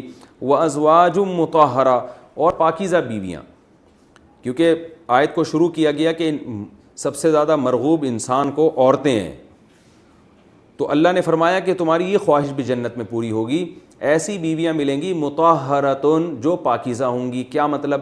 مطہرۃ من الدنس، میل کچیل سے بھی پاکیزہ ہوں گی، اور من الحیض والنفاس، حیض و نفاس کے خون سے بھی پاک ہوں گی، بیماریوں سے بھی پاک ہوں گی، بڑھاپے سے بھی پاک ہوں گی، اور جو بھی کوئی ایسا عیب جو عورت کی کشش کو ختم کر سکتا ہے، وہ تمام قسم کے عیوب سے وہ عورتیں پاکیزہ ہوں گی۔ ورضوان من اللہ، اور سب سے بڑی بات یہ کہ اللہ کی رضا بھی ہوگی۔ آج دنیا میں جو عیاشیاں کرتے ہیں، وقتی لذت تو حاصل کرتے ہیں لیکن اپنے خدا اور اپنے رب کو ناراض کرتے ہیں، جس سے ان کا ضمیر ملامت کرتا ہے۔ قیامت کے دن جب جنت ملے گی ایسا نہیں ہوگا، آپ کو عیش و عشرت کا مکمل سامان دیا جائے گا، اور ساتھ ساتھ اللہ کی رضا کا پروانہ بھی ہوگا۔ واللہ بصیر بالعباد، اور اللہ اپنے بندوں سے خوب باخبر ہے۔ آگے اللہ نے پھر ان پرہیزگار بندوں کی صفات بیان کی جن کو جنت کی یہ نعمتیں ملیں گی۔ الذین یقولون ربنا، فرمائے یہ وہ لوگ ہیں جو کہتے ہیں ہمارے رب، اننا آمنا، ہم تیرے کہنے پر ایمان لے آئے، یعنی ہم نے اپنے عقیدوں کو بھی درست کر لیا۔ فاغفر لنا ذنوبنا، تو ہماری عملی کوتاہیوں کو معاف کر، اگر کبھی ہم سے کوئی گناہ ہو جائے تو ہم کو معاف کر۔ وقنا عذاب النار، اور ہمیں آگ کے عذاب سے بچا۔ اور یہ تو ان کے دل کے جذبات ہیں جو اللہ نے بیان کیے۔ پریکٹیکلی یہ کیا کرتے ہیں، عمل کیا ہے ان کا؟ صرف عقیدہ درست نہیں کرتے بلکہ عمل بھی کرتے ہیں۔ وہ عمل کیا ہے؟ الصابرین، مصیبتوں پہ صبر کرنے والے ہوتے ہیں۔ والصادقین، کھرے اور سچے ہوتے ہیں، دو نمبری نہیں ہوتی۔ صدق منافقت کی اپوزٹ ہے، یعنی جو صادق اسے کہتے ہیں جو منافق نہ ہو، قول و عمل میں تضاد نہ ہو۔ والصادقین، سچے ہوتے ہیں، جس کو آج کی زبان میں کہا جاتا ہے نا ایک نمبر آدمی ہے، کردار کا ایک نمبر ہے، مالی معاملات میں، ہر معاملات میں ایک نمبر ہوتے ہیں، سچے ہوتے ہیں۔ والقانتین، مکمل اللہ کے فرما بردار ہوتے ہیں۔ قانتین کا ایک معنی خشوع و خضوع سے نماز پڑھنا بھی آتا ہے، یعنی عبادت کرتے ہیں، نمازیں پڑھتے ہیں، اور دوسرا معنی مکمل شریعت کے کو فالو کرنے والے ہوتے ہیں دل و جان سے۔ والمنفقین، بدنی عبادتوں کے ساتھ مالی عبادتیں بھی کرتے ہیں، یعنی اللہ کی راہ میں خرچ بھی کرتے ہیں، اور اتنے سارے نیک کام کر کے پھر فخر نہیں کرتے، بلکہ مستغفرین بالاسحار، صبح کے وقتوں میں اٹھ کے اللہ سے توبہ استغفار کرتے ہیں۔ یعنی اللہ نے جو بتایا نا، یہ جو دعا مانگتے ہیں اللہ ہمارے گناہوں کو معاف کر دے، اس سے وہم ہو سکتا ہے کہ شاید یہ گناہ کرتے رہتے ہوں، نہ گناہ سے بچتے ہیں پھر بھی توبہ استغفار کرتے ہیں. جیسے کہ حدیث میں بھی یہی حضرت عائشہ رضی اللہ تعالیٰ عنہ سے مروی ہے کہ نیک لوگ جو توبہ استغفار کرتے ہیں یہ وہ ہیں جو گناہ سے بچ کے پھر توبہ استغفار کرتے ہیں. والمستغفرین بالاسحار, تو اللہ نے فرمایا کہ یہ نیک لوگ ہیں جن کو وہ نعمتیں ملیں گی جو ان دنیا کی نعمتوں سے 1000 گنا اچھی ہوں گی. پھر دوبارہ سے اسی مضمون کی طرف لوٹا جا رہا ہے کہ اہل کتاب کو عقلی دلائل سے تو سمجھا دیا کہ عیسیٰ ابن مریم اللہ کے بیٹے نہیں ہیں. اب نقلی دلائل, نقل کا مطلب جو چلا آ رہا ہے پیچھے سے, ان دلائل سے اللہ ان سے خطاب کر رہے ہیں کہ دیکھو اللہ اور اس کے فرشتے اور جتنے بھی اہل علم ہیں وہ سب گواہی دیتے ہیں انصاف پر قائم رہ کر کہ اللہ کے سوا کوئی عبادت کے لائق نہیں ہے. عیسیٰ ابن مریم وہ معبود نہیں ہے, وہ عبادت کے لائق نہیں ہے, عبادت کے لائق صرف اللہ کی ذات ہے. تو یہ چیز آسمانی کتابوں میں بھی تواتر کے ساتھ چلی آ رہی ہے اور یہ شہادتیں سب جگہ موجود ہیں. تو تم اسلام کی نہیں مانتے تو ان کتابوں کی کیوں نہیں, ان کتابوں کو مانو جو تمہاری اپنی کتابیں ہیں. تو اس لیے اللہ فرماتے ہیں شہید اللہ, اللہ بھی گواہی دیتا ہے, انہ لا الہ الا ہو. دیکھیں گواہی کا لفظ اس لیے آ رہا ہے کہ عدالت میں یا تو عقل سے فیصلہ کیا جاتا ہے یا گواہوں کو طلب کیا جاتا ہے. تو اللہ فرماتے ہیں جتنے بھی انصاف پسند لوگ ہیں وہ سب یہی گواہی دیتے ہیں. سب سے پہلے اللہ گواہی دیتا ہے لا الہ الا ہو, کہ اس کے سوا کوئی عبادت کے لائق نہیں ہے. والملائکۃ, فرشتے بھی گواہی دیتے ہیں اور فرشتوں کی گواہی تمام آسمانی کتابوں میں ہے. واولو العلم, اور جو علم والے حقیقی علم والے لوگ ہیں چاہے وہ یہودیوں میں ہوں چاہے وہ عیسائیوں میں ہوں چاہے وہ مسلمانوں میں ہوں, اور آج بھی گواہی دیتے ہیں. آج بھی بہت سے پادری ہیں جو اس بات کی گواہی دیتے ہیں کہ یہ غلط نظریہ ہے جو عیسیٰ ابن مریم کے بارے میں معبود کہا گیا ہے, جو لبرل قسم کے ان کے لوگ ہیں, جو حقیقی لبرل ہیں, نام نہاد لبرل نہیں ہے. وَأُولُو الْعِلْمِ, اور علم والے لوگ بھی گواہی دیتے ہیں انصاف کے ساتھ قائم رہتے ہوئے.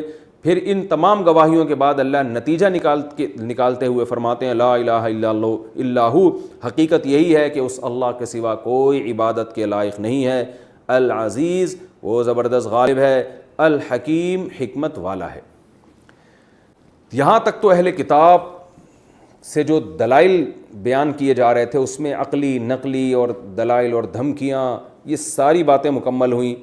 آگے اللہ تعالیٰ ایک اصول اور ضابطہ بیان کر رہے ہیں, کیونکہ یہود و نصارہ میں بعض یہ بھی کہتے تھے کہ ٹھیک ہے اسلام بھی برحق مذہب ہے, ہمارے لیے عیسائیت ہے, تمہارے لیے اسلام ہے. تو اللہ نے اس کا بھی جواب دے دیا ان الدین عند اللہ الاسلام, دین اللہ کی نظر میں صرف اسلام ہے.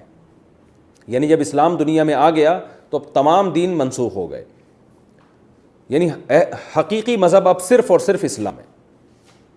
سوال پیدا ہوتا ہے جب اتنا اسلام میں جان ہے کہ اب اسلام کسی اور کو قبول ہی نہیں کرتا اور اللہ یہ اعلان کر رہے ہیں کہ اسلام کے علاوہ کوئی اور مذہب میں مانوں گا ہی نہیں, تو پھر اس سے تو کسی کو بھی اختلاف نہیں کرنا چاہیے تھا. اس کے برحق ہونے کے دلائل تو بہت مضبوط ہوتے. اس کا جواب دیا جا رہا ہے وَمَا اخْتَلَفَ الَّذِينَ اوتوا الْكِتَابَ, جو جن لوگوں کو کتاب دی گئی ہے نا وہ جو اسلام سے اختلاف کر رہے ہیں اور اسلام کو نہیں مان رہے, تو اس کی وجہ اسلام کے اندر کوئی فالٹ نہیں ہے بلکہ ان کے اپنے اندر فالٹ ہے. وہ فالٹ کیا ہے کہ یہ لوگ اختلاف نہیں کر رہے الا مگر من بعد ما جاءہم العلم, ان کے پاس علم آ چکا ہے, حقیقی علم آ چکا ہے کہ واقعی اسلام برحق ہے, لیکن بغیم بینہم, آپس میں ایک دوسرے سے آگے بڑھنے کا شوق, سرداری. کیونکہ اگر اسلام کو مان لیں گے تو اپنی مذہبی چودراہٹ ختم ہو جائے گی, تو اس وجہ سے یہ اسلام کو فالو نہیں کر رہے. آگے پھر اللہ نے دھمکی دی وَمَن يَكْفُرْ بِآيَاتِ اللَّهِ, یاد رکھو جو اللہ کی آیات کا انکار کرے تو چھوٹا کام نہیں ہے. فَإِنَّ اللَّهَ سَرِيعُ الْحِسَابِ, اللہ عن قریب حساب لینے والا ہے.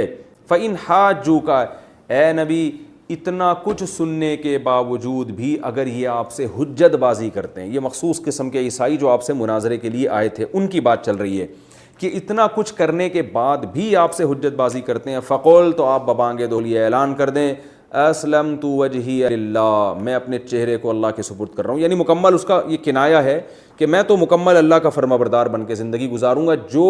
جس عقیدے کو اللہ غلط کہہ دے میں غلط کہوں گا, جس عمل کو اللہ غلط کہہ دے میں غلط کہوں گا, تو میں بھی یہ کام کروں گا. وَمَنِ اتَّبَعَنِي, اور جو مجھے فالو کر رہے ہیں وہ بھی یہ کام کریں گے. اب تمہاری مرضی ہے. وَقُلْ لِلَّذِينَ أُوتُوا الْكِتَابَ, اور اے نبی یہ اعلان کرنے کے بعد آپ اوت الکتاب سے کہہ دیں, اہل کتاب سے, والأمیین, اور جو ان پڑھ لوگ ہیں یعنی مشرکین مکہ جن کو کتاب نہیں دی گئی, ان سے بھی آپ کہہ دیں اسلمتم, کیا اب بھی تم اسلام لاؤ گے, یعنی کیا اتنا کچھ ہونے کے بعد ہم تمہیں آفر کر رہے ہیں کہ کیا تم اسلام لے کر آؤ گے؟ فَإِنْ أَسْلَمُوا، اگر آپ کی اس پیشکش کے بعد یہ اسلام لے آئیں، فَقَدْ اِهْتَدَوْا، تو یہ بھی ہدایت یافتہ ہیں، کیونکہ اسلام کسی خاص نسل کے ساتھ خاص نہیں ہے، کسی خاص قوم کے ساتھ خاص نہیں ہے. جو بھی یہودی ہو، عیسائی ہو، مشرکین مکہ میں سے کوئی بھی ہوگا، اگر وہ بھی اس کو فالو کرے گا تو وہ بھی سیدھے راستے پر ہے. وَإِن تَوَلَّوْا، لیکن اگر اس کے باوجود بھی یہ سیدھے راستے سے ہٹتے ہیں، اعراض کرتے ہیں، تو اے نبی آپ غم نہ کریں. فَإِنَّمَا عَلَيْكَ الْبَلَاغُ، آپ کے ذمے بات پہنچانا ہے. وَاللَّهُ بَصِيرٌ بِالْعِبَادِ، اللہ اپنے بندوں سے خوب باخبر ہے، اللہ خود انتقام لے لے گا ان سے.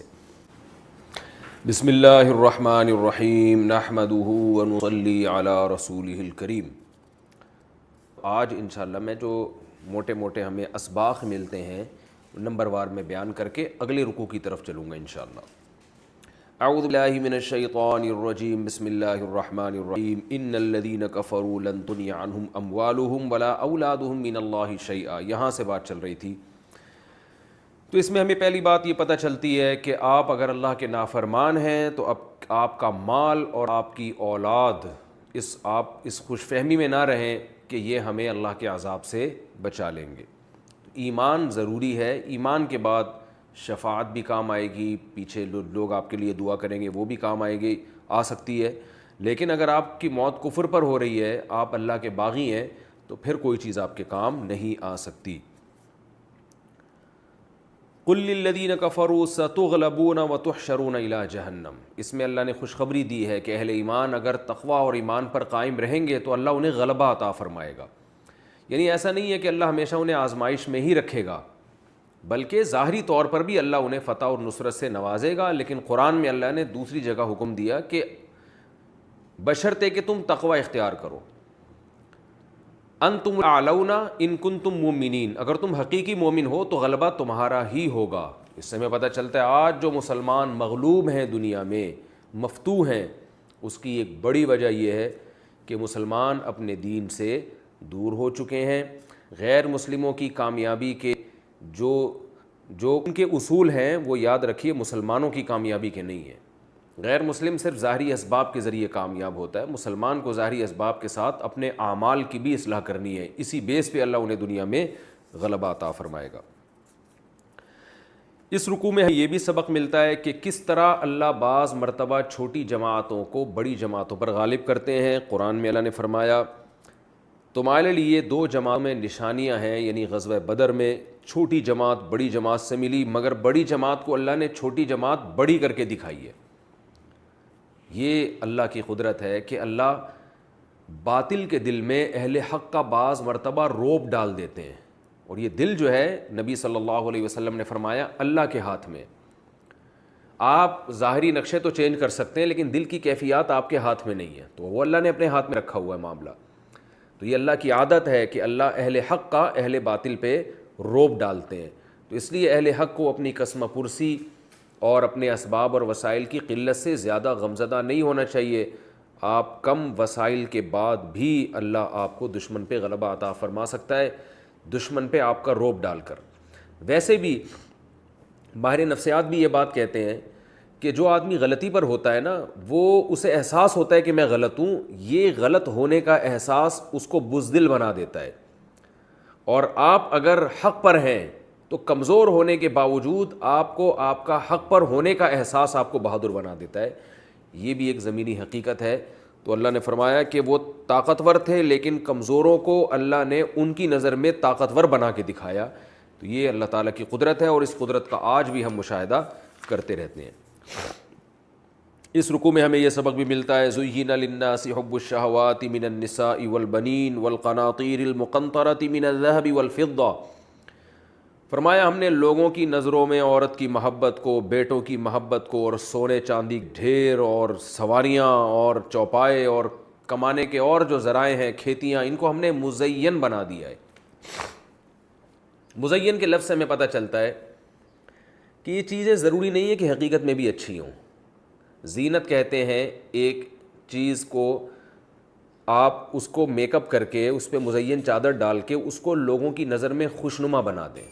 زینت سے نکلا ہے نا. جیسے دلہن بیوٹی پارلر جاتی ہے, زینت اختیار کر کے آتی ہے, وہ حقیقت میں خوبصورت ہو یا نہ ہو, لیکن بیوٹی پارلر اسے خوبصورت بنا دیتا ہے.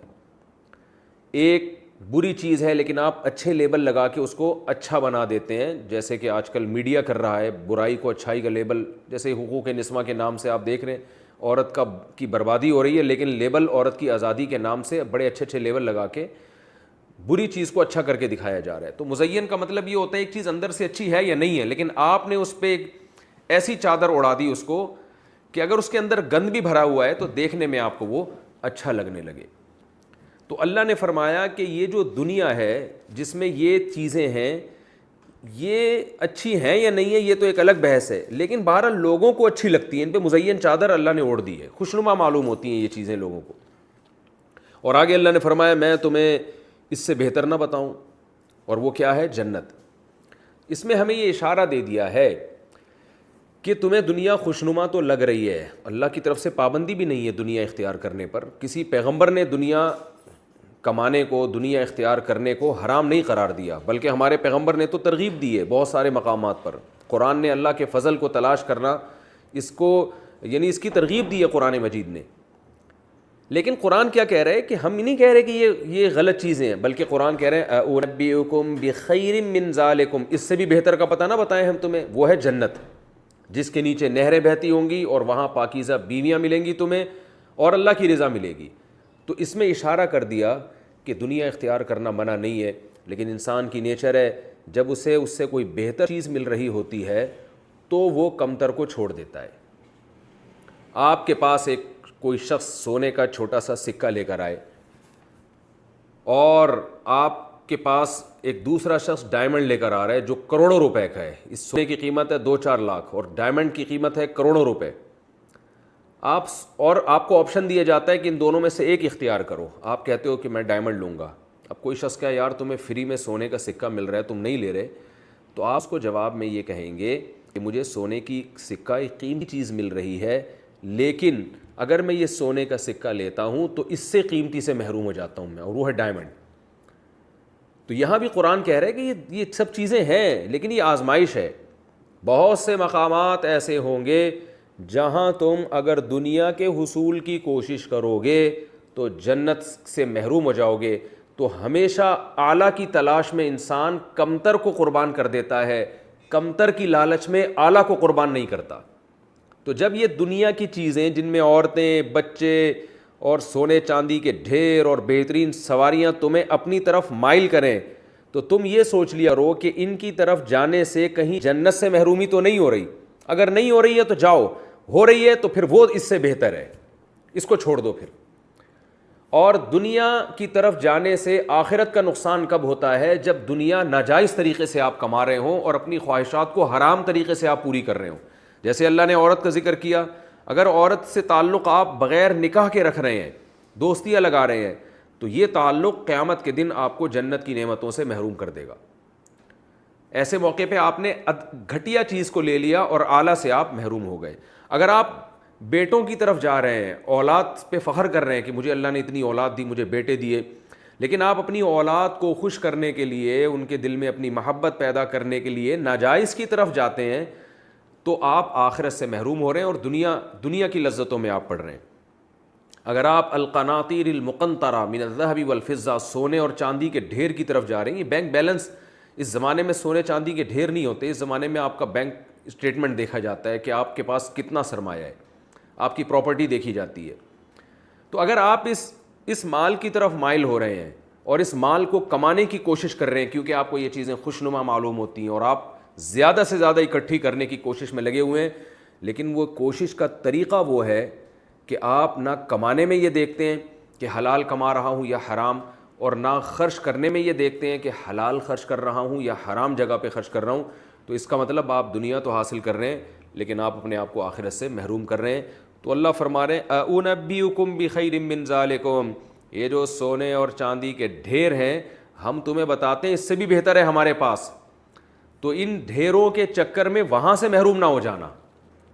ہاں, نبی صلی اللہ علیہ وسلم نے فرمایا اگر کوئی ایمانداری سے تجارت کرتا ہے اور مال اس لیے کماتا ہے تاکہ لوگوں کے سامنے ہاتھ نہ پھیلائے اور خیر میں خرچ کر سکے اس کو, رشتہ داروں پہ خرچ کر سکے تو اس پہ تو خوشخبریاں ہیں کہ وہ قیامت کے دن پیغمبروں کے ساتھ ہوگا، کیونکہ یہاں مال اسے آخرت سے غافل نہیں کر رہا، بلکہ مال آخرت میں اور ترقی کا ذریعہ بن رہا ہے۔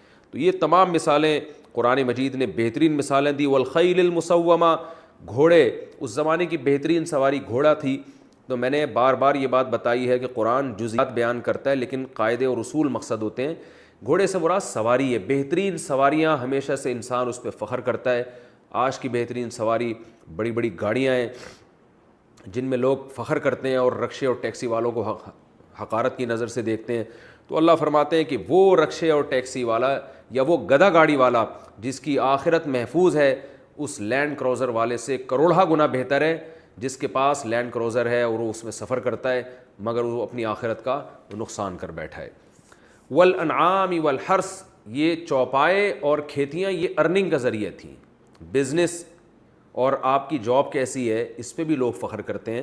تو یہ تمام چیزیں لوگوں کی نظر میں اٹریکٹیو ہیں، لیکن اللہ فرما رہے ہیں کہ اس سے بھی بہتر ہے ہمارے پاس آخرت میں، اور اس کی قیمت کیا ہے؟ اتقوا، جو لوگ تقوی اختیار کرتے ہیں۔ یہ دنیا کی جو چیزیں ہیں نا، ان کی قیمت کیا ہے؟ پیسہ دے کے آپ یہ چیزیں لیتے ہیں، لیکن آخرت میں جو نعمتیں آپ کو ملیں گی للذین اتقوا عند ربہم، اللہ فرماتے ہیں کہ جو اپنے رب سے ڈرتے ہیں ان کے پاس ان کے رب کے نزدیک جنتی نعمتیں ہیں۔ ڈرنے کا مطلب کیا ہے؟ گناہوں سے بچتے ہیں، اللہ کے خوف سے ڈر کے گناہ چھوڑ دیتے ہیں۔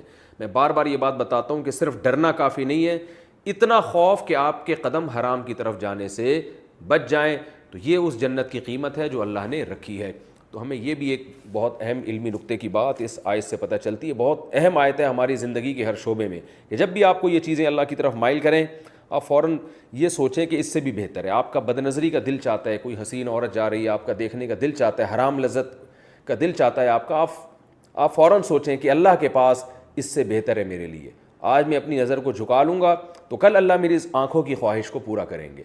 تو جب بھی گناہ کا خیال آئے اور دنیا اپنی طرف مائل کرے تو آخرت کا سوچ کے انسان کو موٹیویشن ملتی ہے اور وہ اس گناہ سے بچنے کی کوشش کرتا ہے اگر وہ عقل مند انسان ہوگا۔ ایک اور علمی نقطے کی بات یہ بھی پتہ چلتی ہے کہ اللہ تعالیٰ نے اس آیت میں جو چیزیں آپ کو محبوب ہیں ان کا تذکرہ کیا، اور محبوب چیزوں میں سب سے پہلے عورت کا تذکرہ کیا ہے۔ علامہ ابن کثیر رحمہ اللہ تعالیٰ جو عالم اسلام کے مایہ ناز مفسر ہیں، وہ اس آیت کی تفسیر میں لکھتے ہیں کہ اس آیت سے پتہ چلتا ہے کہ انسان کو سب سے زیادہ جو چیز مائل کرتی ہے اپنی طرف وہ عورت ہے، اس کے بعد اولاد جن میں بیٹے، کیونکہ لوگ عام طور پر بیٹوں کو بیٹیوں پہ ترجیح دیتے ہیں، تو قرآن نے عام لوگوں کی عادت کے حساب سے ہی بات کی ہے۔ وہ الگ بات ہے کہ بہت سے لوگوں کو بیٹیاں زیادہ محبوب ہوتی ہیں اور خاص طور پہ دیندار لوگوں کو، لیکن قرآن چونکہ ایک عام انسانی فطرت بیان کر رہا ہے، لیس الذکر کالانثیٰ، بیٹا جو کام کر سکتا ہے بیٹیاں نہیں کر سکتی، تو اس لیے عام طور پہ لوگ بیٹوں کی پیدائش پہ خوش ہوتے ہیں، تو اس لیے قرآن نے اس کا تذکرہ کیا ہے کہ جو لوگوں کی عام نیچر ہے وہ تو یہی ہے۔ تو علامہ ابن کثیر رحمہ اللہ تعالیٰ فرماتے ہیں کہ اس سے پتہ چلتا ہے کہ انسان کو، جو مرد کو خاص طور پہ جو سب سے زیادہ چیز اپنی طرف مائل کرتی ہے وہ عورت کی ذات ہے، اس کے بعد اس کے بیٹے، اور پھر القناطیر المقنطرہ، دولت اس کے بعد ہے، یعنی سب سے پہلے عورت، پھر اولاد، اور پھر اس کے بعد دولت کے انبار۔ یہ چیزیں انسان کو اسی ترتیب سے مائل کرتی ہیں۔ تو وہ اس آیت کی تفسیر میں فرماتے ہیں کہ اس سے پتہ چلتا ہے کہ مرد کے لیے سب سے بڑا فتنہ اور آخرت کا میں بیڑا غرق کرنے کا جو سب سے بڑا سبب ہے وہ عورت ہے، یعنی اچھے اچھے لوگوں کا یہاں آ کے ایمان خطرے میں پڑ جاتا ہے۔ اور ہم نے دیکھا ہے اپنی زندگی میں کہ بہت سے لوگ جو اپنے دامن کو بہت سے گناہوں سے بچا کے چلتے تھے، لیکن عورت کے فتنے میں مبتلا ہو کر برائی میں پڑ گئے۔ تو اس لیے خاص طور پہ جو مرد حضرات میری اس تفسیر کے لیکچر کو سن رہے ہیں، وہ اس آیت کی روشنی میں اپنے آپ کو عورت کے فتنے سے بچانے کی بہت زیادہ کوشش کریں۔ آپ کی آخرت کو تباہ کرنے والی سب سے بڑی چیز عورت ہے، اور اللہ نے اس کا آلٹرنیٹ رکھا ہے۔ علامہ ابن کثیر رحمہ اللہ تعالیٰ فرماتے ہیں کہ یہی عورت جو ہمارے لیے بہت بڑا فتنہ ہے، اور بخاری مسلم کی حدیث ہے، آپ صلی اللہ علیہ وسلم نے فرمایا ما ترکت بعدی فتنة اضر علی الرجال من النساء، میں نے اپنے بعد مردوں کے لیے عورت سے بڑا کوئی فتنہ نہیں چھوڑا. یہ وہ ایسا فتنہ ہے کہ جس میں بڑے بڑے لوگ مبتلا ہو جائیں گے. عورت کے حسن و جمال سے بہت بڑے بڑے پرہیزگار لوگ متاثر ہو کر اپنا ایمان بیچ ڈالتے ہیں اور اپنے آپ کو آزمائشوں میں ڈال دیتے ہیں, عشق معاشقے میں مبتلا ہو جاتے ہیں اور حرام کاریوں میں مبتلا ہو جاتے ہیں. تو دیکھ کتنے لوگ عیاشی کرنے کے لیے جاتے ہیں باہر ملکوں میں, کتنے لوگ نائٹ کلبوں میں جاتے ہیں. اگر عورت کو درمیان سے نکال دیا جائے تو یہ نائٹ کلب بند ہو جائیں, شراب کباب کی محفلیں برباد ہو جائیں. تو یہ ایک ایسا فتنہ ہے جس کی طرف مرد, آج انٹرنیٹ پر جو فحش مواد دیکھا جا رہا ہے یہ سب عورت کا فتنہ ہے. عورت کو دیکھنے کے لیے, عورت جو فلم انڈسٹریاں چل رہی ہیں اور لوگوں کے فیملی سسٹم کو خراب کر رہی ہیں, یہ اگر اپنی انڈسٹریوں سے عورتوں کو نکال لیں, مزین خواتین کو نکال لیں, تو یہ ساری انڈسٹریاں ٹھپ ہو جائیں گی. ڈراموں فلموں سے اگر پرکشش خواتین کو نکال دیا جائے, ایکٹریسز کو نکال دیا جائے, تو یہ ڈرامے فلمیں بیکار ہو جائیں گے, لوگ دیکھنا چھوڑ دیں گے. ہر چیز جو پروڈکٹ آپ مارکیٹ میں لانا چاہتے ہیں اس میں عورت کی تصویر کمپنیاں لگاتی ہیں تاکہ اس عورت کو, اس لڑکی کو دیکھنے کے بہانے لوگ ہماری پروڈکٹ کو دیکھیں. تو وجہ کیا ہے کہ اللہ نے عورت کو بنایا مرد کے لیے اٹریکٹیو ہے, اور یہ تو اس سے پتہ چلتا ہے یہ آزمائش ہے ہماری. یہ انٹرٹینمنٹ کے لیے نہیں بنایا, یہ آزمائش کے لیے بنایا ہے. اس آزمائش سے بچنے کا سب سے بہترین طریقہ جو قرآن و سنت نے ہمیں بتایا ہے, ایک تو نظر کی حفاظت, دوسرا اس حرام کو حلال کرو, نکاح کے ذریعے عورت کے قریب جاؤ. علامہ ابن کثیر رحمہ اللہ تعالیٰ اس آیت کے تحت فرماتے ہیں کہ اگر یہی عورت آپ نکاح کے ذریعے حاصل کرتے ہیں تو فرماتے ہیں کہ یہی آزمائش کے بجائے آپ کے لیے اللہ کی رحمت بن جاتی ہے. جیسے کہ پیغمبروں نے نکاح کثرت سے کیے تو اس کے دو فائدے ہوں گے آپ کو. ایک تو یہ نکاح عبادت ہے, آپ حلال طریقے سے ایک عورت کو حاصل کر رہے ہیں, اس سے آپ کی جائز خواہش بھی پوری ہوگی اور آپ حرام خواہش سے آپ کے قدم بچ بھی جائیں گے. یعنی دنیا میں آپ کو ایک اللہ نفع بھی عطا فرمائیں گے, اس سے آپ کو اولاد یعنی بیٹوں کی نعمت, بیٹیوں کی نعمت بھی دیں گے. اور قرآن کہتا ہے وَجَعَلَ لَكُم مِّنْ أَزْوَاجِكُمْ بَنِينَ وَحَفَدًا, اللہ تمہیں تمہاری بیوی سے اولاد بھی دیتا ہے اور اولادوں کی اولاد بھی دیتا ہے. بڑھاپے میں آپ کو پوتے نواسے ملیں گے. تو یہی عورت اگر آپ حلال طریقے سے حاصل کریں تو یہی آپ کے لیے فتنہ اور آزمائش کے بجائے اللہ کی رحمت بن جاتی ہے. تو علامہ ابن کثیر رحمہ اللہ تعالیٰ اس آیت کے تحت لکھتے ہیں کہ نکاح کی جو کثرت ہے وہ پسندیدہ چیز ہے, کیونکہ بخاری میں عبداللہ بن عباس رضی اللہ عنہ کا قول ہے تزوجوا فإن خیر هذه الامة اکثرهم نساء, نکاح کرو اس لیے کہ اس امت میں جو سب سے بہتر تھے محمد صلی اللہ علیہ وسلم انہوں نے سب سے زیادہ نکاح کیے, ان کی ازواج کی تعداد سب سے زیادہ تھی. تو آج ہمارے ہاں جو خانقاہوں میں یا تبلیغ میں یا دیندار طبقے میں عورت کے جو فتنہ ہے اس سے بچانے کی جو کوشش کی جا رہی ہے وہ پائیدار نہیں ہے. وہ کوشش یہ کی جا رہی ہے کہ صرف نظر کی حفاظت کرو اور جو ہے فحش پروگرام مت دیکھو اور یہ مت کرو اور یہ مت کرو. یہ بھی ٹھیک ہے, یہ بھی ضروری ہے, قرآن نے ایسا حکم دیا ہے. لیکن جب آپ کسی پر حلال کے دروازے تنگ کر دیں گے اور حرام کے دروازے چوپٹ کھول دیں گے تو بہت کم لوگ ہیں جو آپ کی اس تجویز پر عمل کریں گے اور وہ لازماً ناجائز کی طرف جائیں گے. میں اس کی ایک مثال دیتا ہوں کہ ایک شخص کو بھوک لگ رہی ہے, اس کا روٹی کھانے کا دل چاہ رہا ہے اور بار بار دل چاہ رہا ہے کہ میں چوری کر لوں. آپ اسے کب تک سمجھائیں گے کہ چوری مت کرو, چوری گناہ کی چیز ہے؟ بھائی اس کے بھوک تو مسلسل لگ رہی ہے نا اس کو, وہ اور یہ اس کی باڈی کی ریکوائرمنٹ ہے. اس کا بہترین حل یہ ہے, کوئی عقل مند آدمی جائے گا, اسے پیسے پکڑائے گا, بولے گا جا بھائی خرید کے کھا لے, چوری مت کر. جب خرید کے کھا لے گا تو اس کی ایک جائز ایک جو اس کی باڈی کی ریکوائرمنٹ تھی وہ پوری ہو جائے گی, تو اس کے قدم برائی سے بچ جائیں گے. تو اس سے پتہ چلتا ہے کہ اللہ نے مرد کے لیے جو سب سے بڑا فتنہ بنایا ہے وہ عورت کو بنایا. اور آپ عورت حلال طریقے سے حاصل نہیں کرو گے تو یہ عورت آپ کی تقوی, آپ کی علم, آپ کی پرسنالٹی اور آپ کی عزت اور یہ تمام چیزیں ہونے کے باوجود یہی عورت آپ کا بیڑا غرق کر دے گی. یہی عورت جو ہے آپ کو برائی کے اندر مبتلا کر دے گی. سب عورتیں نہیں, لیکن جو کرتی ہیں وہ بھی عورت ہی ہوتی ہیں. آج خواتین کا یہ ایک دعویٰ ہے کہ ہمیں اسلام نے باؤنڈ کیا, ہمیں پردے کا حکم دیا. اس لیے حکم دیا تاکہ آپ کی عزت کا تحفظ ہو سکے, آپ کی مرد آپ کی طرف آئے نکاح کے راستے سے. اسلام اللیگل راستے سے مرد کو آپ کی طرف آنے نہیں دیتا, کیونکہ اس میں مرد کی عیاشی ہے اور آپ کی بربادی ہے. تو اللہ ہماری خواتین کو بھی یہ سمجھ عطا فرمائے کہ وہ نکاح کے علاوہ کسی اور راستے سے اپنی طرف مرد کو آنے نہ دیں, کیونکہ نکاح کر کے جب مرد عورت کی طرف آئے گا تو بھاری قیمت اس کو دینی پڑے گی. اس کو اپنی بیوی کے لیے گھر ارینج کر کے دینا پڑے گا. ساری زندگی گیس بجلی کے بل ہیں, بچوں کی کفالت ہے, بچوں کی پیدائش کا خرچہ ہے, اور مرنے کے بعد وراثت میں حصہ ہے، یہ ساری فیسلٹیز عورت کو ملتی ہیں، اسلام عورت کو تحفظ دے رہا ہے۔ مگر آج ہماری خواتین کو معلوم نہیں کیا ہو گیا، وہ عیاشی کی طرف جا رہی ہیں، وہ یہ نہیں جانتی کہ ہماری عیاشی اس میں کم ہے، مرد کی عیاشی اس میں زیادہ ہے۔ تو یہ ہمیں پتہ چلتا ہے کہ عورت ایک بہت بڑا فتنہ ہے، لہذا حلال میں وسعت پیدا کرنا اس زمانے میں، ہر زمانے میں ضروری تھا، اس زمانے میں اور زیادہ ضروری ہے۔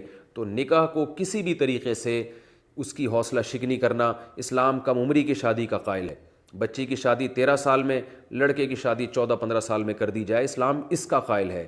اور اسلام جو ہے نا مرد کو عدل کی شرط کے ساتھ کہ سب کے حقوق برابر ادا ہوں، زیادہ نکاح کی ترغیب دیتا ہے تاکہ عورتیں بھی بغیر نکاح کے نہ رہیں اور مرد کی خواہش بھی پوری ہو، تاکہ اس کے لیے عورت فتنہ نہ بن سکے۔ جب حلال سے انسان کی سیری ہو جاتی ہے تو اکثر اوقات پھر حرام کی طرف اس کے قدم نہیں جاتے۔ تو اس آیت سے ہمیں یہ بھی علمی نقطے کی بات پتہ چلتی ہے کہ معاشرے میں اس کو فروغ دینا چاہیے۔ ایک اور علمی نقطے کی بات یہ پتہ چلتی ہے کہ اسلام مرد کی نیچر بتا رہا ہے کہ اس کو بیٹے چاہیے، یہ نیچر ہے مرد کی، اور آپ دیکھیں یہ نیچر آج چینج ہو گئی ہے۔ کیسے کہ 2 چاہیے اچھے، تو اللہ فرماتے ہیں کہ مردوں کی خواہش ہے کہ زیادہ بیٹے ہوں ان کے، جو ان کے ساتھ تعاون کریں علمی خدمات میں یا بزنس میں یا کسی بھی شعبے میں، ان کے لیے فخر کا سبب بنے۔ اور ظاہر ہے زیادہ بیٹے جب ہی ہوں گے جب اولاد زیادہ ہوگی، کیونکہ اپنی مرضی سے تو بیٹے نہیں ہوتے، آپ کی اولاد زیادہ ہوگی تو اس میں بیٹیاں بھی ہوں گی تو اتفاق سے بیٹے بھی زیادہ ہوں گے۔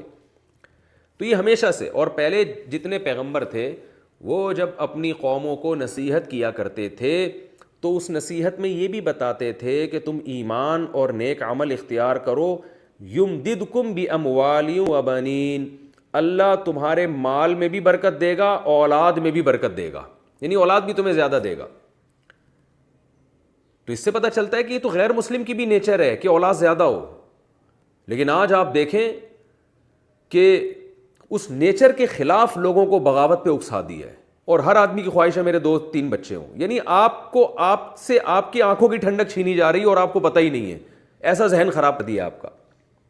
یہ ایسا ہی ہے جیسے پروپیگنڈا کیا جائے، انسان کو شہد اچھا لگتا ہے، میٹھی چیز اچھی لگتی ہے، پروپیگنڈا کیا جائے کہ جی میٹھی چیز گندی ہوتی ہے، میٹھی چیز نقصان دہ ہوتی ہے، اور آپ نے شہد کھانا چھوڑ دیا۔ تو یہ بالکل اس طرح سے ہے کہ آپ کو آپ کی مرغوب چیز کے بارے میں غلط دلائل دے کے یہ سمجھایا جائے۔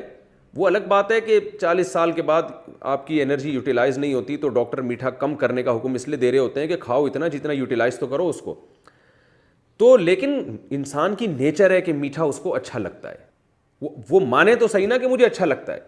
اب کیا کر دیا ہے کہ اولاد کی کثرت جو انسان کی نیچر تھی اسے غلط دلائل دے دے کے اسی محبوب ترین چیز کو انسان کی نظر میں مبغوض ترین چیز بنا دیا گیا ہے۔ یہ بھی انسان کی نیچر اور فطرت کے بالکل خلاف ہے۔ جیسے مرد کو عورتوں کی کثرت اچھی لگتی ہے، وہ کرے نہ کرے اس کی مرضی ہے، ایسے ہی مرد کی یہ فطرت ہے اس کو بیٹے زیادہ چاہیے، اور عورت کی بھی یہ فطرت ہے اس کو بھی اولاد زیادہ چاہیے، بلکہ اس کی تو زیادہ خواہش ہوتی ہے یہ۔ اور قرآن نے پچھلی امتوں کے واقعات میں جو میں نے نوح علیہ السلام کا تذکرہ کیا، نوح علیہ السلام نے اپنی قوم سے کیا فرمایا کہ تم تقوی اختیار کرو گے اللہ تمہیں کثرت سے اولاد دے گا۔ اور صالح علیہ السلام نے کیا فرمایا کہ وَاذْكُرُوا إِذْ كُنْتُمْ قَلِيلًا فَكَثَّرَكُمْ، اللہ نے تم پر احسان کیا، تم تعداد میں تھوڑے تھے، اللہ نے تمہاری نسل بڑھا دی، تمہیں اولادیں زیادہ دیں، اب تم زیادہ ہو گئے ہو۔ تو یہ قوم کا زیادہ ہونا، اولاد کی کثرت، اس سے انسان اسٹرانگ ہوتا ہے، مضبوط ہوتا ہے، کمزور نہیں ہوتا۔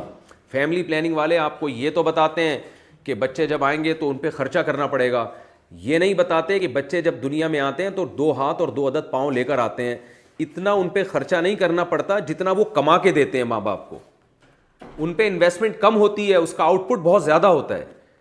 تو یہ بھی ایک حقیقت ہے جس کو آج یعنی خوشنما نعروں کے ذریعے ایک باطل چیز کو لوگوں کے دماغ میں اتارا جا رہا ہے۔ تو نبی صلی اللہ علیہ وسلم نے فرمایا کہ اولاد کی طلب کبھی ختم نہ کرو، فَإِنَّهَا ثَمَرَةُ الْقُلُوبِ، قلوب وقرۃ الْأَعْيُنِ، اس لیے کہ اولاد آنکھوں کی ٹھنڈک ہے اور دلوں کا پھل ہے۔ کس قدر ترغیب ہے، آپ کبھی اپنے چھوٹے بچوں کو دیکھیں کیسے پیارے لگتے ہیں، کیسا آنکھ پہ لگانے کا ان کا دل چاہتا ہے، اور کیسا ان کی باتیں، ان کی مسکراہٹ سن کے مزہ آتا ہے انسان کو۔ مائیں کیسے اپنے بچوں کو صبح ناشتہ کرا کے اسکول بھیج رہی ہوتی، کتنا پیارا لگتا ہے یہ منظر، اور ماں کیسے فخر کر رہی ہوتی ہے اپنے بچوں پر۔ تو لیکن یہ کہ وہ خوشنما نعروں کے ذریعے بالکل فطرت کے خلاف چلا دیا گیا ہے اور اب سب اسی رو میں بہہ گئے ہیں. اللہ تعالیٰ ہمیں ہدایت دے. تو قرآن کی اس آیت سے پتہ چلتا ہے کہ انسان کو عورت کے بعد سب سے زیادہ محبوب چیز اولاد ہے, اور آگے پھر سونے چاندی اس کے بعد ہے, لیکن سونے چاندی تو جمع کرنے میں لگے ہوئے ہیں, اور جو اولاد اس سے زیادہ انسان کو محبوب ہے اس کے ریشو کو, اس کی گروتھ کو کم سے کم کیا جا رہا ہے. یہاں اللہ نے ایک علمی نقطے کی بات یہ بھی پتہ چلتی ہے کہ اللہ نے جنت جن لوگوں کے لیے رکھی ہے ان کی کوالٹیز بیان کی ہیں. الصابرین والصادقین والقانتین والمنفقین والمستغفرین بالاسحار. سب سے پہلی کوالٹی اللہ نے بیان کی صبر کرتے ہیں. خودکشی کرنے والا بے صبرہ ہوتا ہے, اللہ نے اس کے لیے جنت نہیں رکھی. واویلا کرنے والا, ہائے ہوئے کرنے والا, ذرا سی بات پہ آج نوجوان سر دیواروں پہ جا کے مار رہے ہیں. تو صبر جو ہے نا, صبر, اپنے آپ کو روکنا, یہ اللہ کو پسند ہے.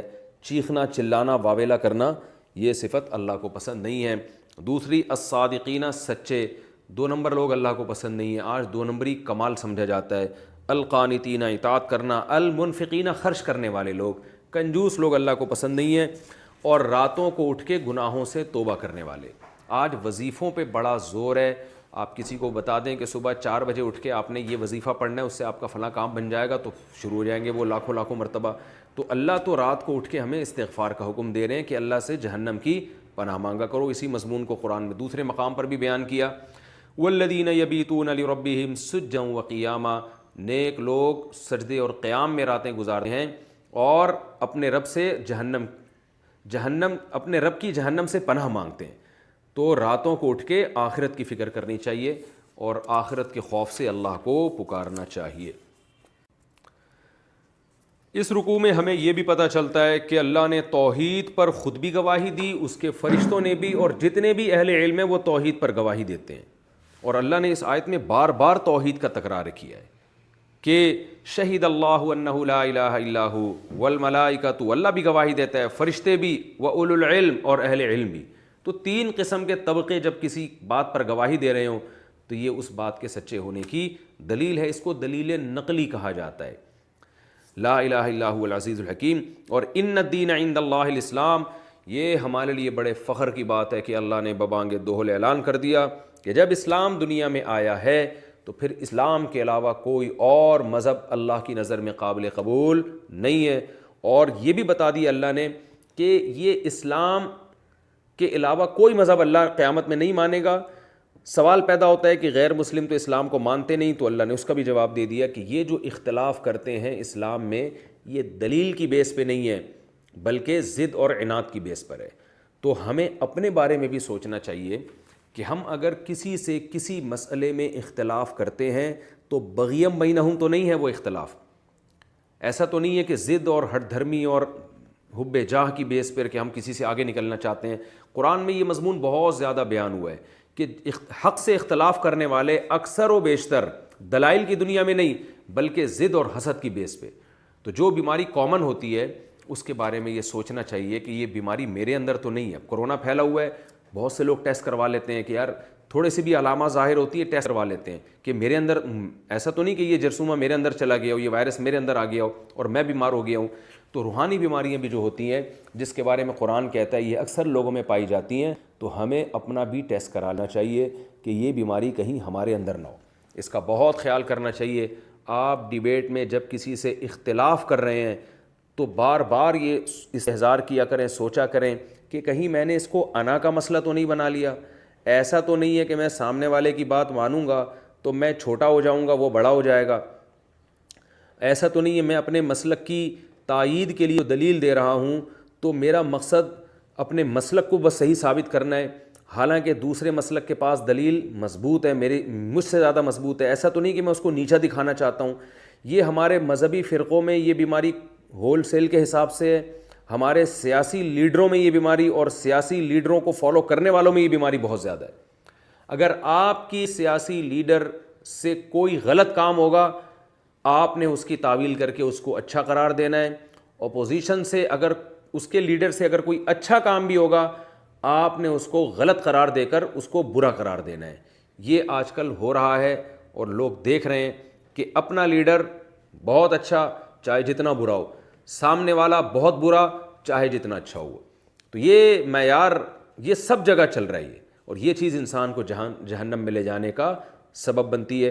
قرآن میں اللہ نے کیا فرمایا؟ اولو العلم قائما بالقسط، کہ اولو العلم جو گواہی دیتے ہیں انصاف پر کھڑے ہو کر دیتے ہیں، وہ رشتہ داری کو، اپنی سیاسی جماعتوں کو، اپنے مسلک کو درمیان میں نہیں لے کر آتے، جس چیز کو حق سمجھتے ہیں اس کو وہ بیان کرتے ہیں. تو ہمیں بھی اس کا خیال کرنا چاہیے.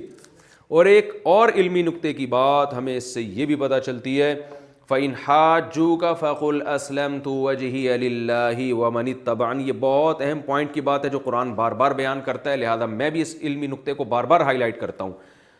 قرآن کہہ رہا ہے اتنے دلائل سننے کے بعد بھی اگر یہ آپ سے حجت بازی کرتے ہیں تو آپ ان کو واضح لفظوں میں کہہ دیجئے کہ میں اور میرے فالوورز اپنے آپ کو اللہ کے سپرد کر چکے ہیں، تم ایمان لاتے ہو تو لاؤ، نہیں لاتے ہو تو تمہاری مرضی. یہ کام ہوتا ہے بحث کو ختم کرنے کے لیے، ٹائم بچانے کے لیے، کہ ایک ہی طبقے پر آپ نے صبح و شام محنت نہیں کرنی ہے. آپ کے پاس ٹائم کم ہے اور دعوت کا میدان میں آپ کے پاس شعبے بہت زیادہ ہیں. تو ایسا نہ ہو کہ آپ ساری صلاحیتیں کسی ایک شخص پہ یا کسی ایک جماعت پہ لگا دیں اور آپ دیکھیں کہ یہ لوگ صحیح نہیں ہو رہے تو میں ان کو جب تک صحیح نہیں کروں گا میں دنیا سے جاؤں گا نہیں. یہ غلط طریقہ ہے. بہت سے لوگ دنیا میں ایسے ہیں کہ آپ اس طبقے کو چھوڑ کر دوسرے طبقے پہ محنت کریں گے، وہ آپ کی بات کو سنیں گے. رسول اللہ صلی اللہ علیہ وسلم نے 13 سال مکہ میں دعوت کا کام کیا، بہت تھوڑے لوگ ایمان لائے. اللہ نے حکم دیا کہ یہاں سے چلے جائیں آپ، یہ جتنے لے آئے ہیں اب اس سے زیادہ نہیں لائیں گے. اب کیا ہے، آپ آخری نبی ہیں، اب آپ کا وقت ضائع ہوگا. ایسے لوگوں پہ جا کے محنت کریں جو آپ کی بات کو سنیں. تو مدینہ گئے ہیں، کیسا استقبال ہوا، اور 10 سال کے عرصے میں 10,000 کا لشکر تیار ہو کے مکہ میں داخل ہوتا ہے، اور پھر مکہ والے بھی ایمان لے آئے. تو یہ ہے، اس کو کہتے ہیں کہ براءت کا اعلان کر دینا، کہ بھائی ہم جتنا سمجھا سکتے تھے ہم نے آپ کو سمجھا دیا ہے، اس سے زیادہ ہمارے اندر صلاحیت نہیں ہے. میں نے دیکھا ہے اچھے اچھے لوگوں کی صلاحیتیں اس میں برباد ہوتی ہیں. ایک لا حاصل بحث، سامنے والا ماننے کو تیار نہیں، آپ بحث کرے جا رہے ہیں، پھر اس سے نفرتیں پھیلتی ہیں، پھر ایک دوسرے کو نقصان اور ایک دوسرے کی عزتیں اچھالنے کا جو ہے نا وہ موقع تلاش کر رہے ہوتے ہیں. ابراہیم علیہ الصلاۃ والسلام نے اپنے والد کو سمجھایا، سورہ مریم میں پورا رکوع ہے.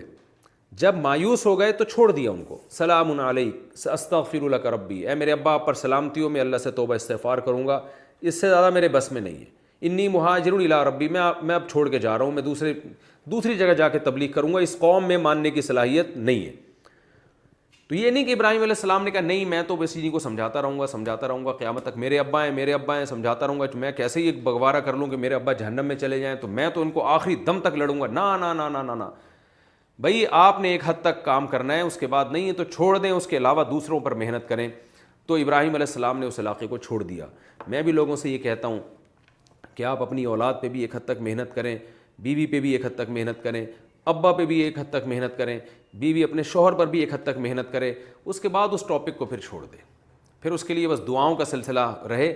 بار بار ایک ہی چیز کو جب آپ ریپیٹ کریں گے اور ایک ہی شخص کے سامنے کریں گے تو پھر وہ اکتائے گا بھی، اور بڑا نقصان یہ ہوگا کہ یہ ٹائم اگر آپ کسی اور پہ لگاتے تو اس کا آؤٹ پٹ بہت زیادہ مل جاتا آپ کو. آپ نے یہ ٹائم ایک ایسے شخص پہ لگا دیا کہ جس کا رزلٹ زیرو ہے، یا اگر زیرو نہ بھی ہوا تو اس کا نتیجہ بہت بعد میں جا کے ظاہر ہوگا، جبکہ اس دوران آپ اور بہت سارے کام اچھے کر سکتے تھے. تو ہمیں یہ بھی اس سے ایک اصول اور ضابطے کی بات پتہ چلتی ہے. اور ہم اگر اس اصول کو پھیلانا چاہیں تو یہ دنیا میں بھی یہ اصول چلتا ہے کہ آپ نے اگر ایک چیز تجربہ کر کے دیکھ لی تو علماء کہتے ہیں 3 دفعہ تجربہ کرو، بس 4تھی دفعہ پھر تجربہ نہ کرو. کوئی بزنس ہے، آپ کوئی جاب کر رہے ہیں یا آپ کوئی پڑھائی کر رہے ہیں، کچھ بھی کر رہے ہیں، تو آپ نے 2 سے 3 دفعہ تجربہ کرنا ہے. اس کے بعد ساری زندگی تجربوں کی بھیٹ نہیں چڑھانا، اپنے رخ کو پھر آپ نے چینج کرنا ہے. تو حدیث میں آتا ہے نا، لا یلدغ المؤمن من جحر مرتین، آپ صلی اللہ علیہ وسلم نے فرمایا مومن کو ایک سوراخ سے 2 دفعہ نہیں ڈسا جا سکتا. تو بار بار تجربے ہی کرتے رہنا ایک ہی چیز کے بارے میں، یہ بہت غلط بات ہے. اس سے انسان کا ٹائم ضائع ہوتا ہے. امکان تو ہوتا ہے کہ اس دفعہ تجربہ کامیاب ہو جائے، لیکن ہم انہیں امکانات پہ نہیں چلنا، ہم نے زمینی حقیقت کو دیکھنا ہے. تو اس لیے فرمایا وَإِن تَوَلَّوْا فَإِنَّمَا عَلَيْكَ الْبَلَاغُ، اے نبی آپ کے ذمے تو پہنچانا ہے، اگر یہ اس کی پیشکش کو قبول نہ کریں تو بس آپ ان کو اپنے حال پہ چھوڑ دیں. وَاللَّهُ بَصِيرٌ بِالْعِبَادِ، اللہ اپنے بندوں کو دیکھ رہا ہے تو داعی کو بھی اس میں زبردست تسلی ہے کہ آپ نے اپنا کام کرنا ہے، اپنی بات کو پہنچانا ہے، حق کو، لوگوں کو نہیں دیکھنا کہ لوگ بات مان رہے ہیں کہ نہیں مان رہے ہیں۔ نوح علیہ السلام نے 950 سال دعوت دی ہے، کوئی نہیں مانا 40-50 لوگوں کے علاوہ، اللہ نے فیصلہ کر دیا۔ تو اگر آپ حق پر ہیں تو اللہ بہرحال آپ کے ساتھ ہے، اور اللہ خود ہی باطل لوگوں سے قیامت کے دن انتقام لے لے گا۔ یہ بہت بڑی تسلی کی چیز ہے۔ یہ رکوع ہمارا کمپلیٹ ہوا۔ اگلے ایپیسوڈ میں انشاءاللہ اس کے بعد والا رکوع میں آپ کے سامنے پیش کروں گا۔ اللہ تعالی ہم سب کو سمجھنے کی اور عمل کرنے کی توفیق فرمائے۔ وما علینا الا البلاغ۔